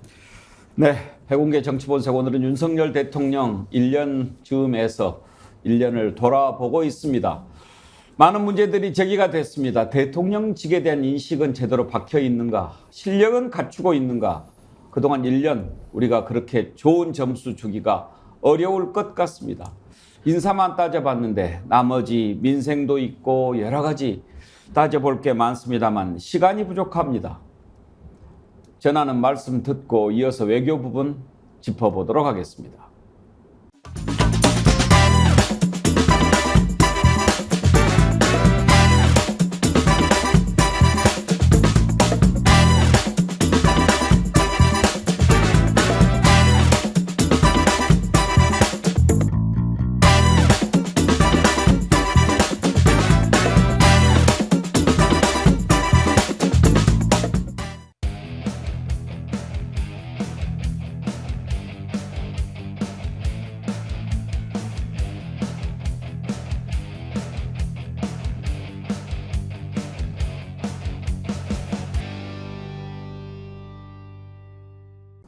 네, 백운계 정치본색 오늘은 특집으로 윤석열 대통령 1년을 돌아보고 있습니다. 앞부분에서 대통령직에 대한 인식 살펴봤는데요. 지금 이제 여러 가지 논란들이 많이 있습니다만 국민들이 가장 걱정하는 것 가운데 하나, 물론 물가도 중요합니다만 외교 부분입니다. 외교는 나라의 존망이 걸려 있습니다. 흥망성쇠가 외교에서 갈립니다. 제가 요즘에 드라마를 하나 보고 있는데 외교관이라는 드라마 아주 재미있게 보고 있습니다. 외국 드라마인데요. 거기 보면 외교가 나라를 정말 죽일 수도 살릴 수도 있구나. 그런 것을 많이 생각하게 됩니다. 앞부분에 제가 인용했던 대통령 발언 있지 않습니까? 그것도 그 사실은 외교관이라는 드라마에서 보다가 이렇게 적어놓은 건데요. 대통령이 판단해야 하는 일은 49대 51의 문제뿐이니 늘 머리를 쥐어뜯지만 그것이 내가 선성한 일이다. 대통령은 늘 머리를 쥐어뜯을 수밖에 없는 자리입니다. 요즘 논란이 많이 되고 있는 일본, 미국, 중국, 러시아, 과연 윤석열 대통령이 얼마나 고뇌하고 걱정하고 토의하고 역사를 배우고 그렇게 해서 나온 결론이었을까? 정말 궁금합니다. 그랬다면 이렇게 갈까? 짚어볼 게 너무나 많지만 오늘 시간이 한계가 있으니까 나라를 살리고 나라를 망하게 하는 외교 부분에 집중해서 다뤄보도록 하겠습니다. 외교와 관련해서 윤석열 대통령의 결정, 생각을 살펴볼 수 있는 그간의 발언들을 한번 모아봤는데 이걸 들어보고 얘기 나누겠습니다. 벗어나야 하는 대상이었던 일본은 이제 세계 시민의 자유를 위협하는 도전에 맞서 함께 힘을 합쳐 나아가야 하는 이웃입니다. 자유와 인권이 무시되는 전체주의 국가를 세우기 위한 독립운동은 결코 아니었습니다. 승인 안 해주고 난리는 쪽팔려서 형제국의 안보는 바로 우리의 안보입니다. UAE의 적은 가장 위협적인 국가는 이란이고 우리의 적은 북한입니다. 우리는 세계사의 변화에 제대로 준비하지 못해 국권을 상실하고 고통받았던 우리의 과거를 되돌아보아야 합니다. 우리가 변화하는 세계사의 흐름을 제대로 읽지 못하고 미래를 준비하지 못한다면 과거의 불행이 반복될 것이 자명합니다. 정의한 대표, 외교 정책과 관련해서도 짚어볼 게 참 많은데 지금 뭐 논란이 됐던 일본이라든지 뭐 이런 부분 조금 이따가 살펴보기로 하고 총평을 한번 해본다고 한다면 저는 보면서 그런 생각이 드네요. 아까 제가 네 나라 얘기했죠. 일본, 중국, 러시아 뭐. 근데 보니까 이란도 있네요. 외교라고 하는 것이 어떻습니까? 친구를 좀 많이 만들고 적은 줄이고 그렇게 해서 우리 우군을 늘리는 것이 외교 아닙니까? 그런데 지금 보면 미국, 일본 빼놓고는 다 적으로 만드는 외교를 하고 있는 것 같다. 그런 생각이 듭니다. 그러면서 이제 가치 동맹이라 이렇게 얘기하죠. 저는 제가 정치학을 전공했는데요. 지금까지 외교에서 가치 동맹 체제라는 걸 제가 처음 들었고요. 단어가 존재한다고 하더라도 그것은 그냥 황당한 비현실적인 상상 속에서나 있는 단어죠. 외교라는 것은 우리나라 국익을 가장 우선시 절대화하고 그 경우에 그 크기를 어떻게 키울 것인지 각 국가와 노력하는 거죠. 가까운 나라도 있고 어중간한 나라도 있고 적대적 국가도 있지만 종합해서 보면 각 국가의 관계를 더 돈독해 함으로써 우리의 이익을 가장 크게 만드는 그 행위가 외교지 않습니까? 그러면 우리 대통령이 가장 잘못한 것 중에 하나, 외국 나가서 왜 특정 국가를 갈라치게 합니까? 그것은 미국이 시켰습니까? 일본이 시켰습니까? 누구에게 도움이 됩니까? 그냥 그 나라 가면 그 나라의 특수한 사정이 있는데 우리와 교류 협력을 통해서 우리가 어떤 이익을 가져올 건지 그냥 말하면 될 뿐입니다. 왜 우리나라가 전혀 관계없는 나라에 대해서 감나라 배나라 너희 나라는 이런 나라네라고 합니까? 주제 넘게 한다는 것은 주제 파악 못한다는 거 아닙니까? 그것은 우리의 주권 범위도 아니에요.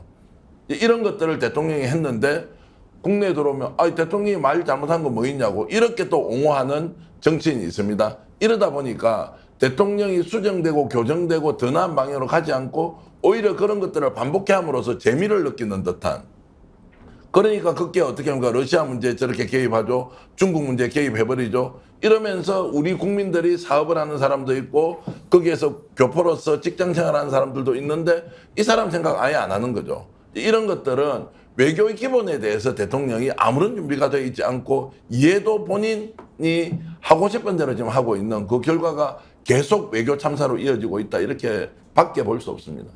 김철근 실장, 그동안 대체로 보면 역대 대통령들은 국내에서 지지율이 좀 떨어져도 외국 나가면 지지율이 좀 오르고 그랬어요. 그런데 최근에 나온 말은 대통령 전용기가 뜨면 지지율은 떨어진다. 이런 얘기가 막 나오지 않습니까? 네.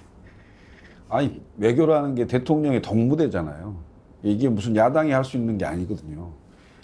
대통령만이 국가를 대표해서 외국 정상과의 정상회담도 하고 경제적인 문제, 안보 문제, 국제적인 여러 환경에 관련된 문제, 이것을 결정하고 할 수 있는 사람은 오로지 대통령입니다.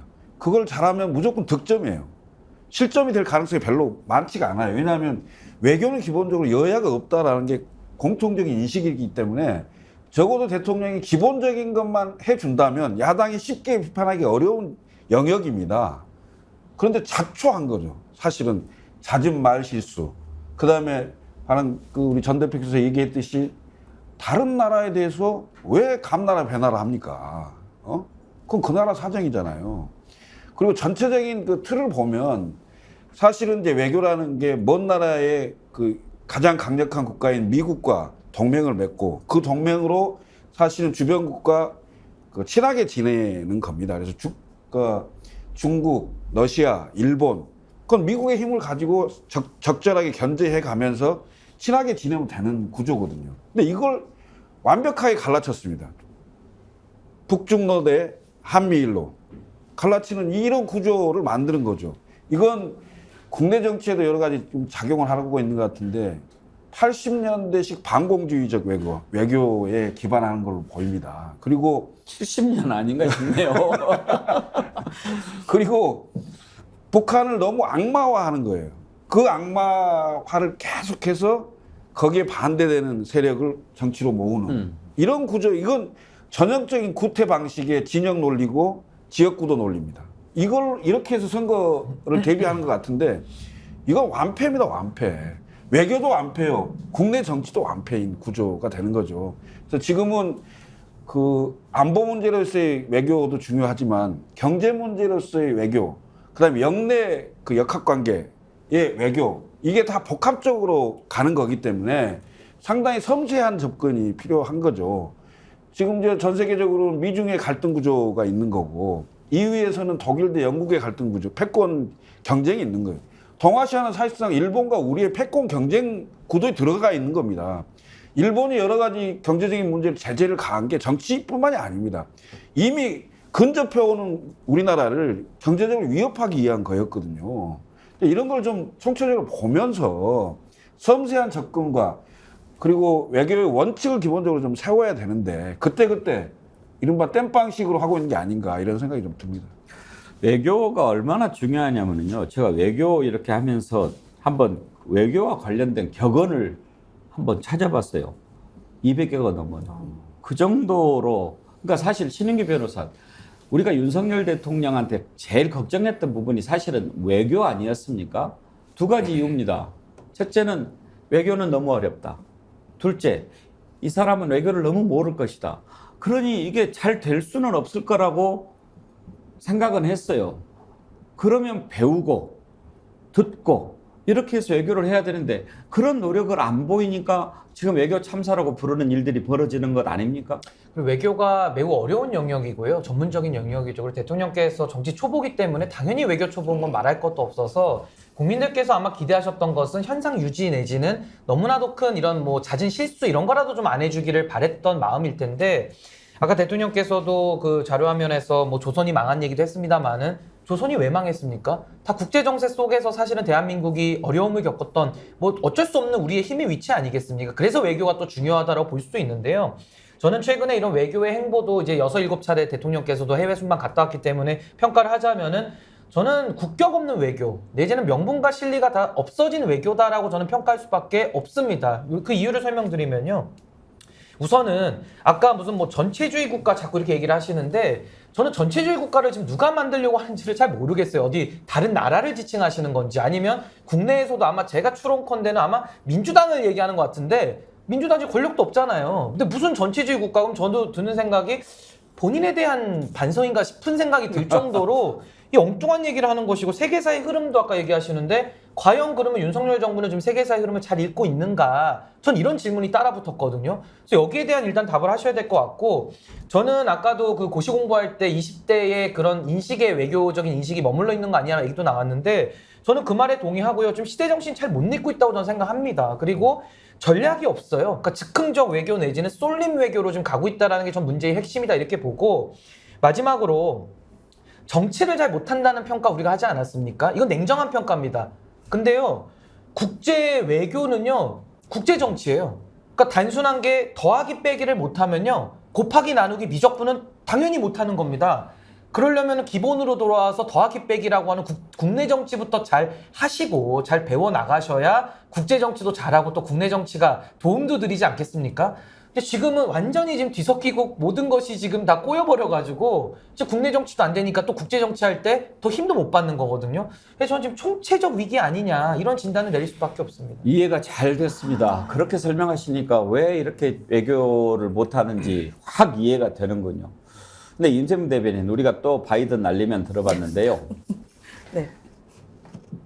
아까 이제 외교에서 막 그 나라를 적군, 아군으로 이렇게 가르는 그런 잘못을 지적을 했는데 이게 또 내부 분열로까지 스며들었지 않습니까? 그러니까 바이든으로 들은 사람, 날리면으로 들은 사람 이렇게 이제 갈라치게 해버렸는데 참고로 저는 이 정치 본색에요. 진보, 보수 이렇게 짜려고 막 하지 않습니다. 그냥 상식이 있는 분들하고 얘기를 좀 하자, 토론을 하자. 아주 보수라고 특히 우파에서도 아주 극우 서정욱 변호사 아시죠? 네네. 그분도 나와요.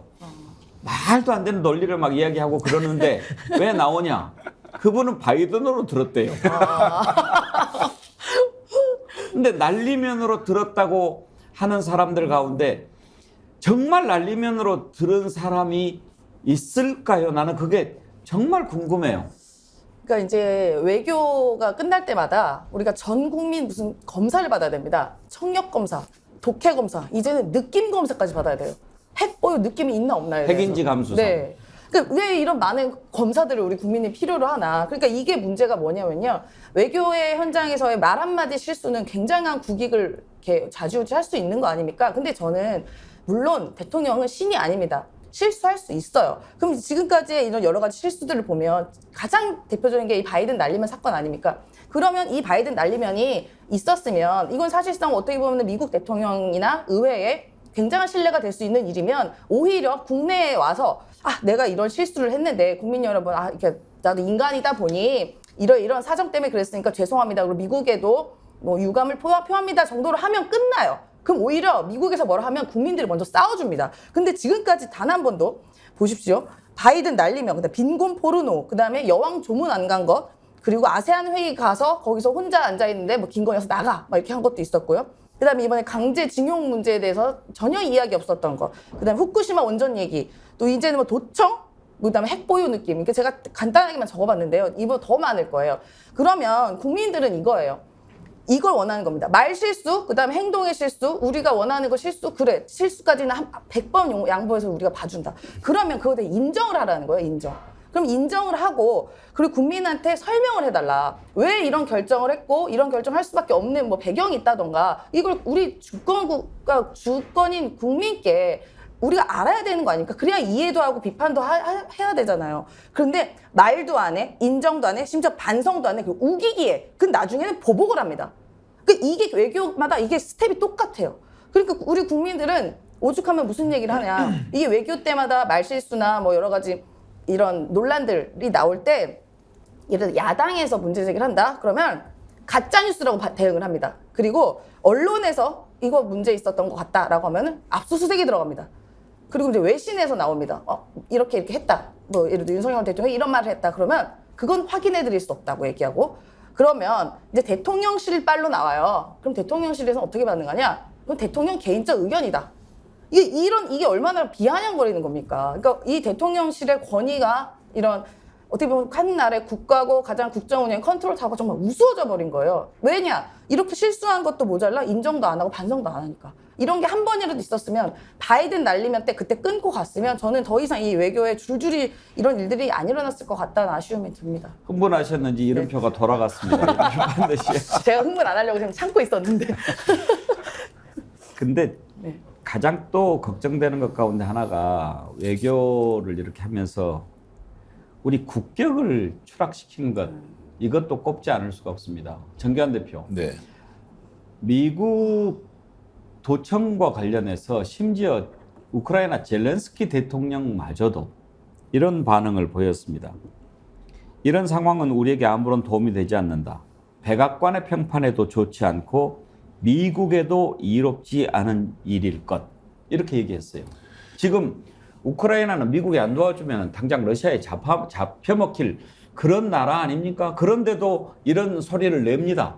근데 우리나라 대통령이 여기에 대해서 한마디도 못하기는 고사하고 미국 앵커한테 친구가 친구를 염탐합니까? 이런 말까지 들어야 하는 그런 처지가 됐습니다. 국익 하나만 놓고 보면 도청 문제를 제기해서 사과를 받아내는 것이 미국과 한국의 관계를 돈독히 하는 데 도움이 됩니까? 아니면 그 도청할 수 있는 거 아니냐?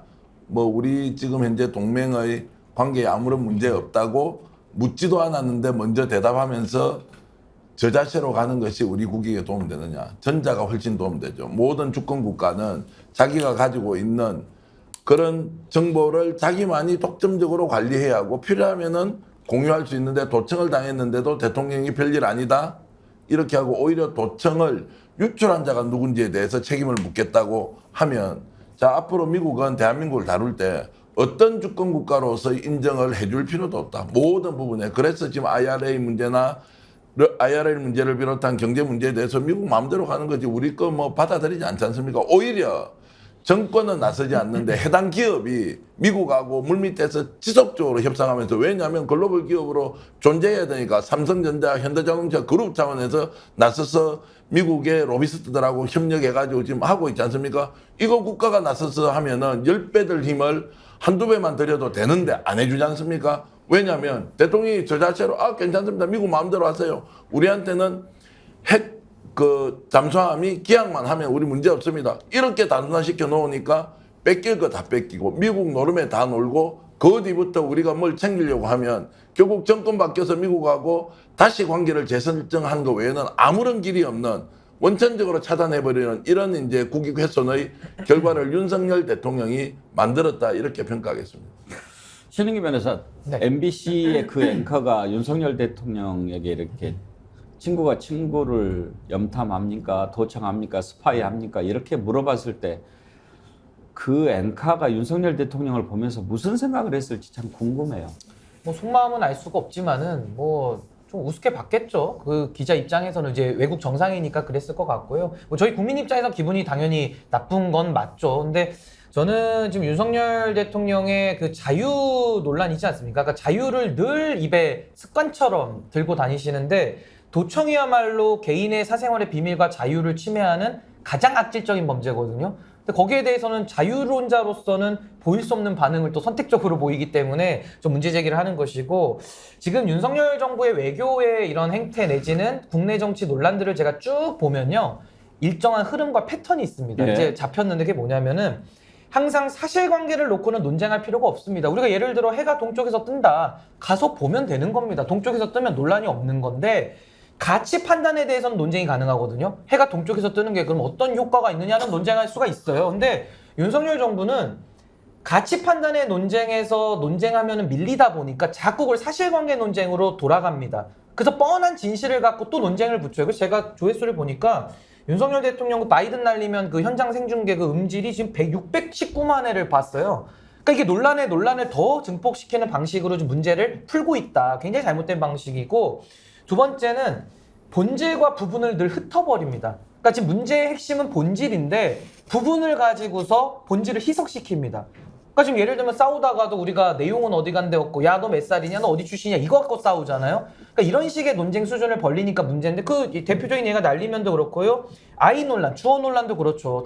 당시에 상대가 외신이니까 싸움을 더 못 붙었지, 만약 국내 언론이었으면 또 국내 언론이 국익을 해쳤다 이렇게 갔을 거고요. 세 번째가 도청 논란이죠. 도청 논란도 또 잘못됐다 색출자 찾고, 태영호 도청도 똑같습니다. 태영호 도청도 핵심이 공천 개입의 여부에 대한 것인데 자꾸 그 보좌진 색출하고 있어요. 그러니까 저는 이런 일련의 문제 해결 방식이 과거에는 통했을 것 같아요. 유튜브가 없고 뭔가 언론가 막혀있을 때는 이렇게 뭉개고 뒤집어 가면은 어느 정도 호도가 될 수 있었지만은 지금 시대는요, 그렇게 논란을 뒤엎는다고 뒤엎어지지 않습니다. 그래서 저는 오히려 정직하길 바라고요, 올바른 본질에 집착하기를 부탁드리고 싶습니다. 근데 김철구 씨 진짜 궁금한 게, 자, 윤석열 대통령이 기본적으로 이제 외교의 백지 상태로 대통령이 됐을 거 아닙니까? 그러면은 후보가 돼서 이제 토론도 해야 되니까 외교 공부도 하고, 대통령이 된 다음에 이제 외교도 공부를 하고 뭐 이렇게 했을 텐데, 지금 이제 우리가 주의 깊게 보는 것은 도대체 저런 인식을 누가 심어줬을까 하는 것 아니겠습니까? 지금 뭐 3.1절 기념사나 뭐 이런 데서 드러난 인식은 우리가 일본에 합병 당한 것도 우리 잘못, 그리고 뭐 이렇게 막 자꾸 이렇게 하는데 도대체 누가 그따위로 심어줬을까요? 글쎄요, 제가 보기에는 대통령실의 그 안보실 있잖아요. 거기에 일부 믿는 사람들의 얘기를 상당히 귀담아 듣고 있지 않느냐 이런 생각이 드는데, 방송에서 뭐 누구라고 콕 집어 말하긴 그렇습니다만은 누군지 다 아실 거라고 보고. 근데 우리 대통령이 기본적으로 후진국 국민의 사고방식이 있습니다. 지금 윤석열 대통령이 대학 다닐 시절의 대한민국이 아닙니다. 지금 우리나라는 세계 경제 10대 대국의 군사력으로 따지면 6위고, 그 다음에 OECD 국가이고, 그 다음에 G7에 초청되는 이른바 지구상의 10개 나라 중에 하나로서 국력을 갖고 있습니다. 그러면 어느 나라하고 외교를 하든 할 말을 할 수 있는 위치에 와 있습니다. 미국이 동북아에서 한국의 역할을 바라고 있는 게 있을 거고, 우리도 미국의 힘을 빌어서 동북아에서 견제와 균형을 이루려고 하는 외교적인 그 접점이 있을 겁니다. 그러니까 그런 접점들을 잘 찾아서 따질 건 따져야죠. 아니, 용산에 대통령실을 도청했다는데 그게 무슨 동맹하고 뭔 상관이 있습니까? 잘못된 거 아니에요? 그걸 왜 말 한마디 못합니까? 그거 말하면은 미국이 70년 동맹 깹니까? 아닐 거 아닙니까? 있는 사실대로 얘기하고 따질 건 따져야 상대가 국격에 맞게 바라봅니다. 아니면 항상 자신들한테는 그냥 와서 엎드리고 굽신거리고 이런 식으로 생각을 한다면 그 미국이 대한민국을 어떻게 보겠어요? 전 대단히 잘못된 인식이라고 봅니다. 지금 달라진 세상, 국제 질서에 대한 인식의 폭을 대단히 많이 넓혀야 된다. 이런 생각을 좀 갖고 있고요. 특히 일본에 관련돼서는 일본은 동북아의 어떤 패권 경쟁 국가입니다. 엄밀히 말하면 일본의 협조를 얻어서 북한이나 중국의 영향력을 제어하는 측면도 있어야 되지만 궁극적으로 우리가 일본 사람들보다 더 잘 살아야 되고 경제적으로 우위에 설 수 있는 그런 기회를 만들어야죠. 항상 우리가 일본의 협조만 받고 일본에 수입 많이 하는 그런 나라로 머물러 있어야 됩니까? 그건 아니지 않습니까? 그러니까 이런 지점들이 많이 나타나고 있지 않은 점을 정말 안타깝게 생각합니다. 외교와 관련돼서 나왔던 반응 가운데 가장 많이 나오는 반응들이 그런 거였어요. 임세현 대변인. 부끄러움은 국민의 몫이다. 이런 이야기들이 보수 쪽에서도 계속 나오지 않았습니까? 그렇죠. 마치 이제 우리가 뭐 강대국의 속국인 것처럼 대통령이 가서 노래 부르고 재롱잔치 하는 것도 아니고 그게 뭡니까? 그러니까 지금 아까 말씀하신 것처럼 지금 세상이 많이 변했고 우리나라가 70년대에 그런 약소국이 아니라 이제 경제 대국으로 성장했습니다. 사실상 우리가 미국도 우리나라에 도움 없으면 경제를 이끌어 갈 수가 없는 상황이에요. 그런데 이제 윤석열 대통령은 이제 검사를 오래 했다 보니 정말 딱 이분법적인 사고인 것 같아요. 아, 미국 혹은 친미 아니면 다 적. 이 사고가 너무 강하다 보니까 이 외교 현장에서는 사실상 뭐 영원한 동맹도 없고 영원한 적도 없는 이 상황에서 모두를 적으로 만들어 봤습니다. 지금 뭐 간단하게만 보면 우리나라 지리적 위치를 보면 중국, 러시아, 북한 그리고 이제 뭐 이란, 저 멀리 가면 이란까지 적으로 만들었는데 이 국가들은 다 무슨 국가입니까? 핵 보유 국가입니다. 그렇게 핵거리면서 핵 무서워했는데 이른바 우리는 지금 핵을 아무것도 가질 수 없고 핵 공유조차 안 되는데 이 핵 가지고 있는 국가를 적으로 만들었을 때는 우리의 안보, 우리 국민의 삶은 어떻게 되나요? 근데 저는 이거는 첫 번째 문제로 생각하고 두 번째는 경제적 문제가 저는 이게 더 심각한 문제라고 보는데 우리 과거를 봤었을 때 미국과 소련이 냉전이 있었을 때 보면요. 죽을 듯이 싸웠을 겁니다, 아마. 그때 중국이 약간 소련이랑 가까웠었을 텐데 미국이 방법을 다르게 택합니다. 소련과 오히려 친해져 버려요. 그래서 소련이랑 가까워지면서 뭔가 동맹이 맺어지면서 그 당시에 소련이 와해되는 거에 오히려 그 역할을 했었거든요. 그러면 지금 같은 상황도 미중 패권이 있다고 하지만 미국은 언제 돌아설지 모르는 국가입니다. 미국은 어제도 오늘도 내일도 미국의 이익 말고는 관심이 없어요. 그러면 어느 순간부터 지금 미중 패권이 미국이 정말 동맹을 너무 하대하고 본인들 맘대로 하고 지금 우리나라만 봐도 지금 여러 동맹들이 의구심을 보고 있어요. 야, 한국이라는 저 동맹한테 저렇게까지 할 수 있나? 저 나라한테 저렇게 피해를 갈 수 있나? 라는 그런 시선을 보고 뭐 호주나 영국 같은 더 우방국들은 오히려 지금 중국과 손을 뻗고 있습니다. 그러면 이런 거를 중간에 살펴보고 미국이 나중에는 봤을 때 중국이 도움되면 중국이랑 또 손잡을 수도 있어요. 그럼 우리도 그런 여지를 남겨놔야지. 왜 한쪽 편만 딱 들어가지고 다 정만 들면 나중에는 우리만 고립됩니까? 그러니까 저는 이러면 결국은 우리 뭐 안보와 생명도 위험하지만 경제적으로 우리가 무역 국가인데 수교를 해야 되는 나라를 다 적으로 만들면 나중에 뭐 땅 파먹고 살 거예요? 그러니까 저는 진짜 이런 부분에서 정말 윤석열 대통령이 제발 좀 이제 자중하셨으면 좋겠어요. 예. 뭐 어떤 분은 출국 금지시키자 뭐 그렇게 얘기도 합디다마는 예, 오늘 윤석열 대통령 1년의 즈음에서 일단 뭐 외교 부분만 살펴봤습니다. 아까 신인규 변호사께서 한 말씀이 참 와닿는데 더하기 빼기를 못하는데 곱하기 방정식은 어떻게 하겠느냐 그 말씀이 참 와닿습니다. 기본적으로 외교에 대해서 무지하니까 이런 일들이 일어나는 게 아닌가. 그러면 좀 더 배우고 그 공부하느라고 날 새고 많이 듣고 그렇게 해야 될 텐데 그렇게 안 하면 편하죠. 기자들 안 만나고 듣기 싫은 소리 안 들으면 편하죠. 그러면 살찌죠. 예, 그러면 살찌죠. 그리고 또 술 많이 마시면 살찝니다. 예, 술 많이 마시는 사람이 술 며칠 안 마시면 살 빠져요. 김철근 실장 맞아요. 약주 좋아하는데 진리죠? 아 그럼요. 예.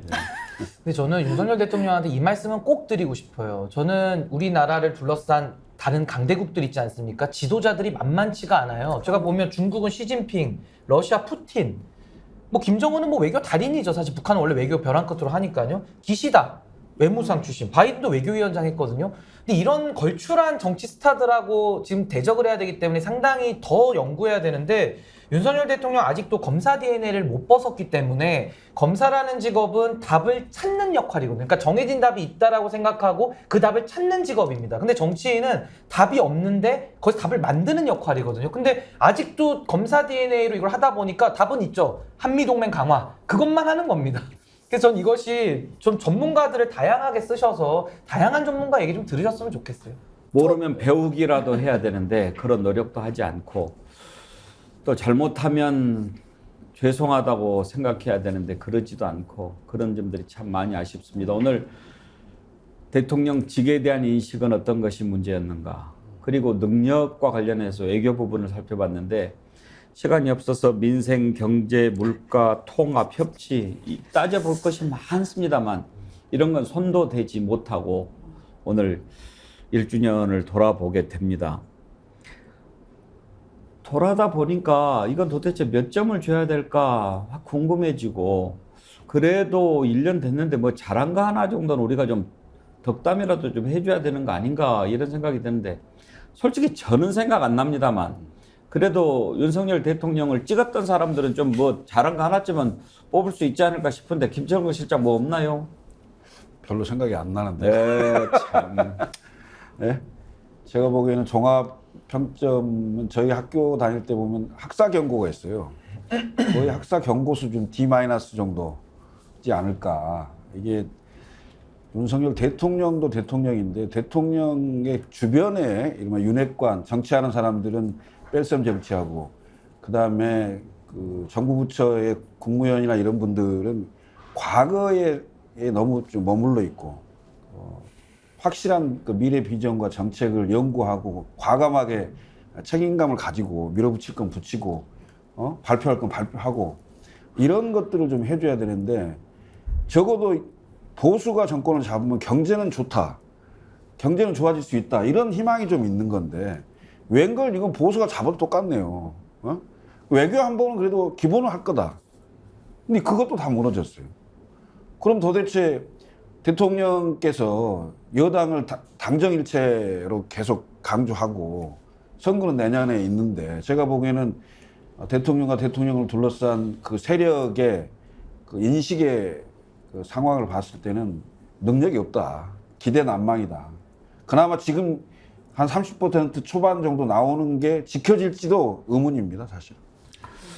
임세은 정관 대표 말씀하시죠. 저는 이제 대통령이 씁쓸하지만 잘하고 있는 게 있다고 생각합니다.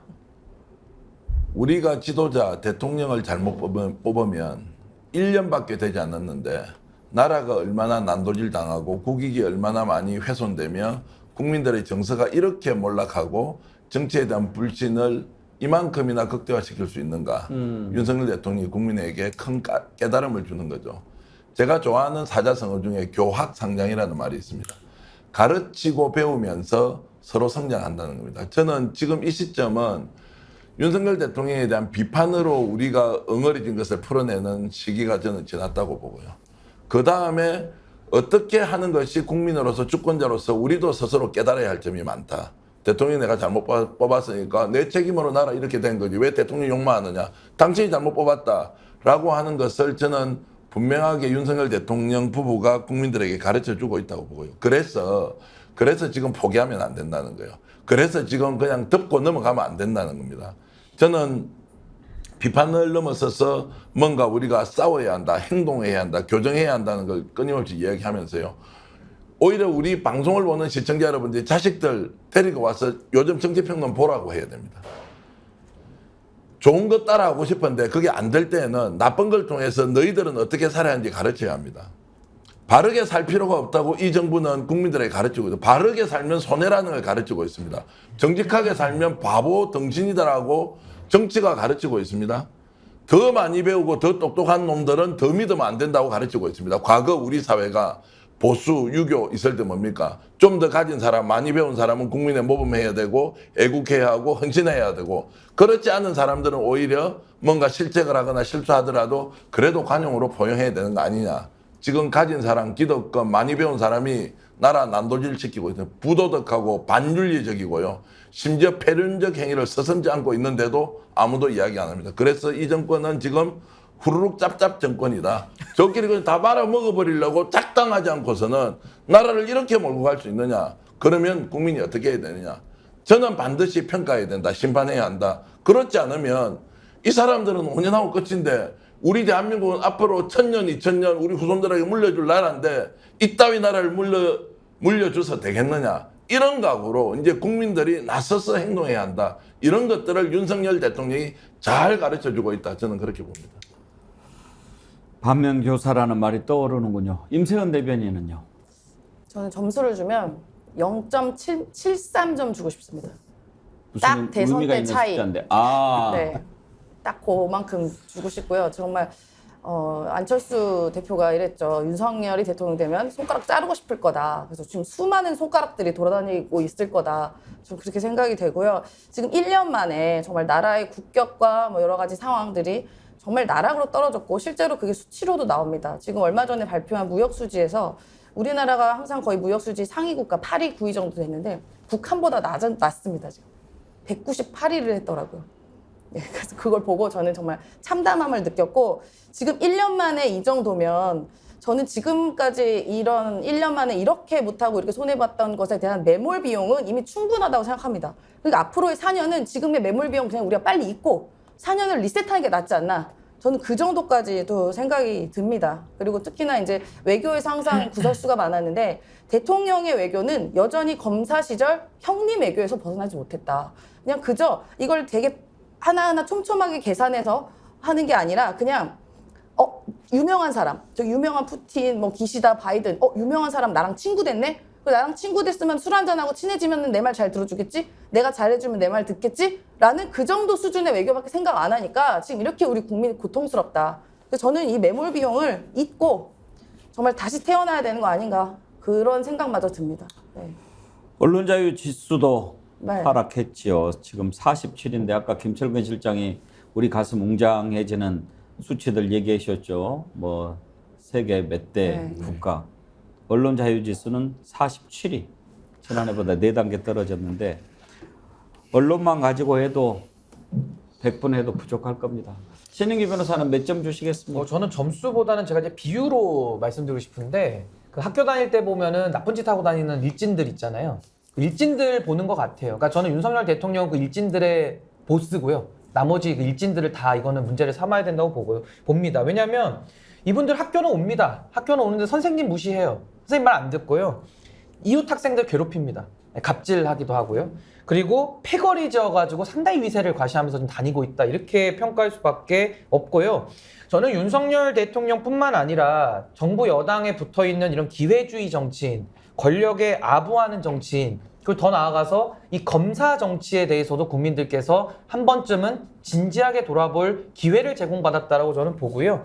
저는 이렇게 정당 민주주의가 소중한 가치인지 그동안 몰랐습니다. 제가 윤석열 정부를 만나지 않았더라면요. 제가 정당을 상대로 가처분할 일도 없었을 거고 국바세를 만들어서 정당 민주주의를 놓고 싸울 일도 없었을 텐데 과거 그 운동권 했던 분들이 민주주의를 위해서 독재와 싸우고 부르짖었던 그 뜨거운 열정을 지금 젊은 세대들한테 심어주고 있다. 그래서 이 굉장히 교육적인 효과는 나름 있다라는 걸 제가 말씀드리고 저는 윤석열 대통령이 지금 윤석열과 싸우고 있다 이렇게 봅니다. 윤윤 싸움이고요. 앞으로 잘 되기 위해서는 윤석열 대통령은 윤석열을 지워야 저는 성공할 수 있다. 저는 이렇게 봅니다. 아까 정기환 대표가 말씀하신 것과 비슷한 맥락에서 반어법을 사용해서 지적을 해주셨는데요. 저도 정말 오늘은 사실 그 토론하고 맨 말미에 그러면 어떻게 해야 할 것인가 이렇게 해보려고 했는데 의미가 없을 것 같습니다. 아까 또 정기환 대표께서도 가능성이 없어 보인다 얘기하셨는데